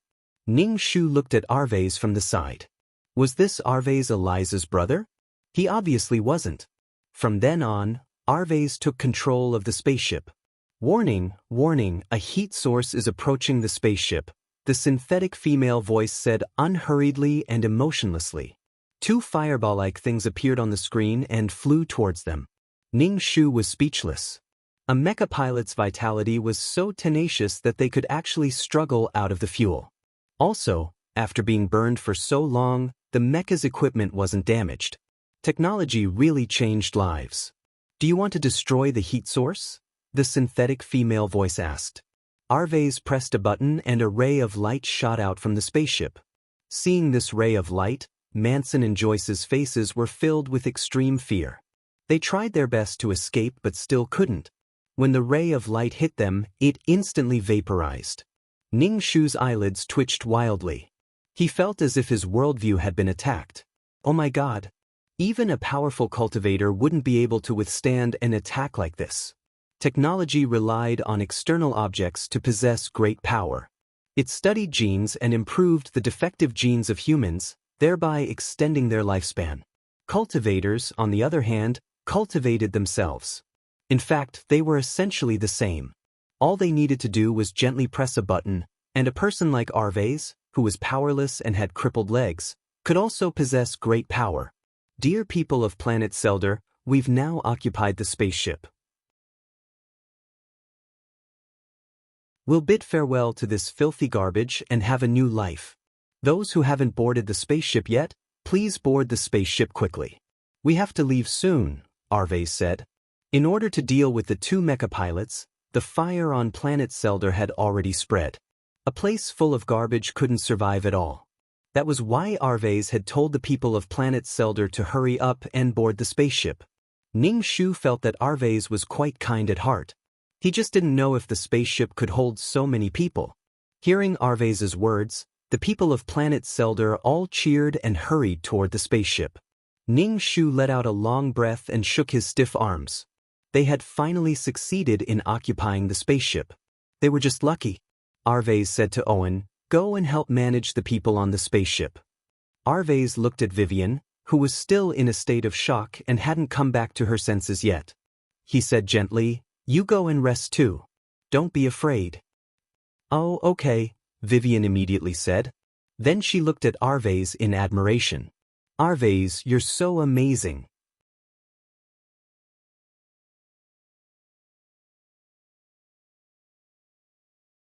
Chapter 1277. Vivian felt like she was in a dream. They were about to leave the struggling planet Selda. Vivian looked at Arvez as if she was looking at an immortal. Arvez looked at Vivian and said gently, "Go get some rest." Vivian turned around and left the cockpit in a daze. Arvez turned around and looked at Ning Shu. Facing Arvez's gaze, Ning Shu felt a sense of trepidation. The atmosphere froze, but only she and Arvez were left in the cockpit. Ning Shu smiled. "I want to rest too." "Sister, I want to talk to you," Arvez said as he pressed a button. Ning Shu looked up and saw a cage coming down on her head. Ning Shu grabbed the cage, but a powerful electric current flowed into Ning Shu's body, paralyzing half of Ning Shu's body. Arvez looked at Ning Shu, who kept shaking her hands. "You're not quite the same as the sister I remember." Ning Shu grimaced and said, "You're not quite the same as the brother I remember either." "Are you sad, in pain and resentful?" Arvez asked.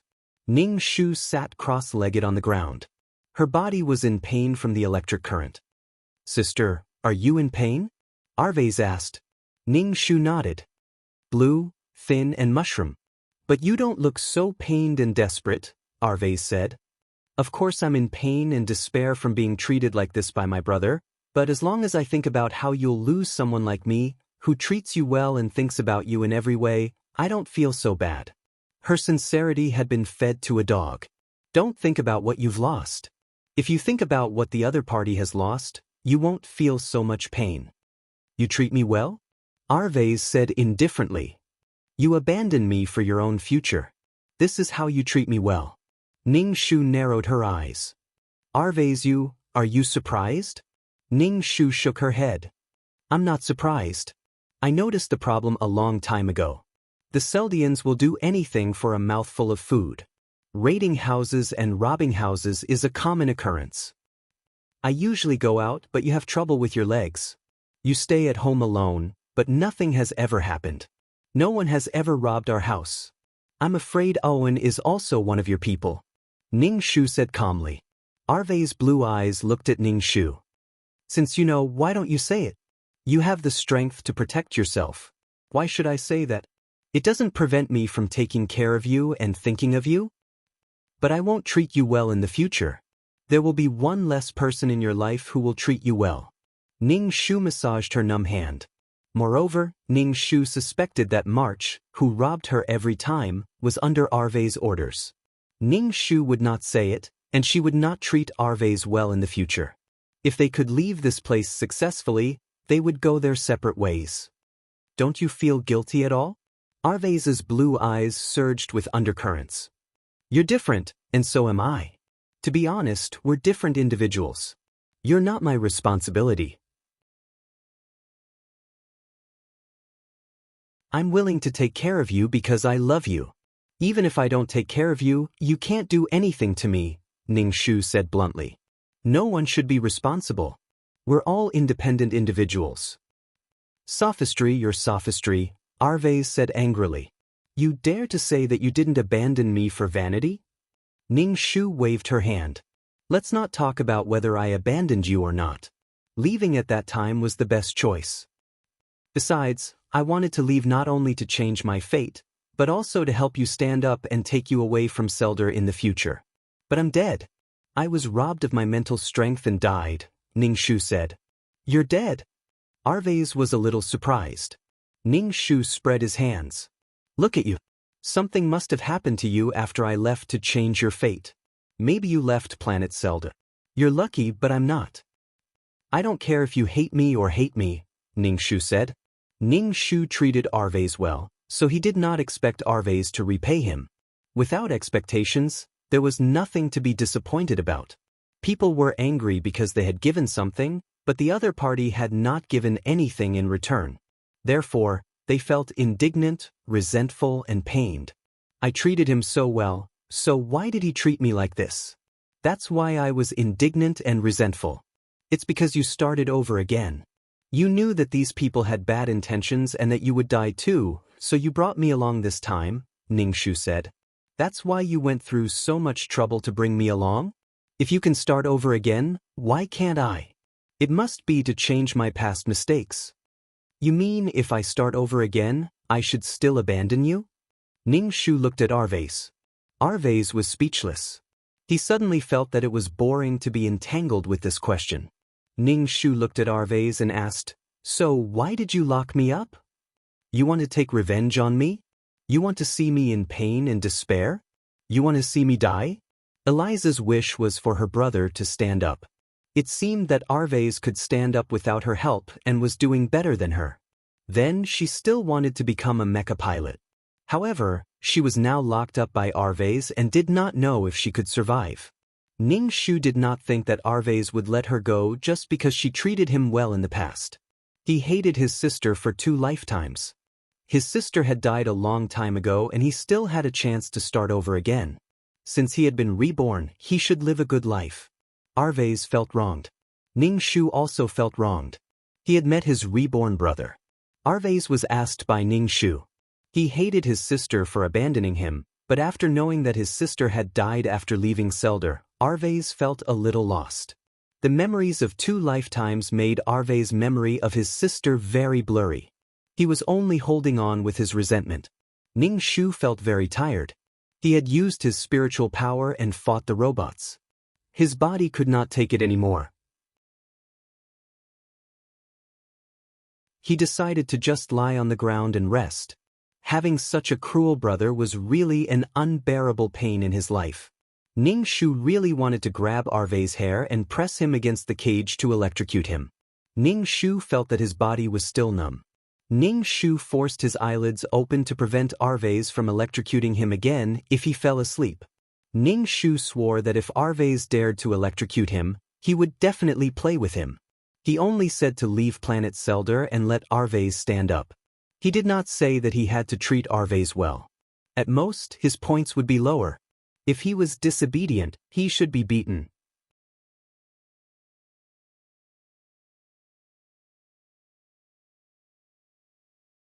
Chapter 1278. Arvase pressed a button, and the cage covering Ningshu's body lifted up. "Get up. Why are you still lying down?" Arvase said.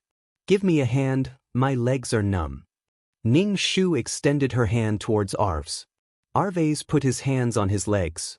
"I'm lame." Ningshu was speechless. Ningshu got up from the ground and sat on the chair. He asked Arvase, "How did you leave Arvase last time?" Arvase narrowed his eyes and said, "My master took me away from Seldar. My master was sent to Seldar. Or rather, he was beaten half to death and thrown into the garbage dump. Then, he was sent to Seldar by the spaceship along with the garbage." Ningshu was speechless. That was fucking possible. This person should be the benefactor of Arvase's life. Ningshu slapped his thigh. His leg was numb and painful. "If I had known this would happen, I would have waited for your master to come. Why didn't you say so? This way, they would have paid less for leaving." Ningshu did not know this before. If he had known, he would not have gone for the spiritual power test this time. He would have waited for Arvase's master to come with peace of mind. "Master is fine now. You were gone for a long time. I don't know how long before Master came to Seldar. Master is a mecha maker and also builds spaceships." Arvase's face was full of gratitude and respect when he talked about his master. Ningshu was quite surprised. A technological talent like this was a national treasure. To be sent to Seldar was simply a waste of God's gift. Master used the garbage of planet Seldar to make a signal transmitter. After a long time, someone came to pick him up. "I followed him and left Seldar to learn how to make mechas and spaceships," Arvase said. Ningshu nodded. "Pretty good. What about you?" Arvase looked at Ningshu. Ningshu sighed. I don't know where I was taken to.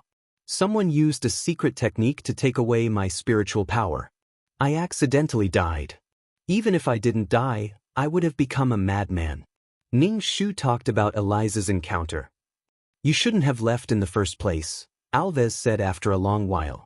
At that time, it might have been the only chance in our lives for the people from planet Selder to write us a letter. Not everyone has a chance like you, Ning Shu said. I'm relieved to know that you're doing well. Eliza was probably relieved too. From now on, he would live for himself and become a powerful mecha operator. Actually, Alves, who had left Eliza, would have a better development. Arves, eat something. Vivian came in with clean food and water. She gave one to Arves and one to Ning Shu. Arves, I've never seen such an exquisite chef. The water is so clear. He even specially made this food. It's amazing. Vivian washed herself clean.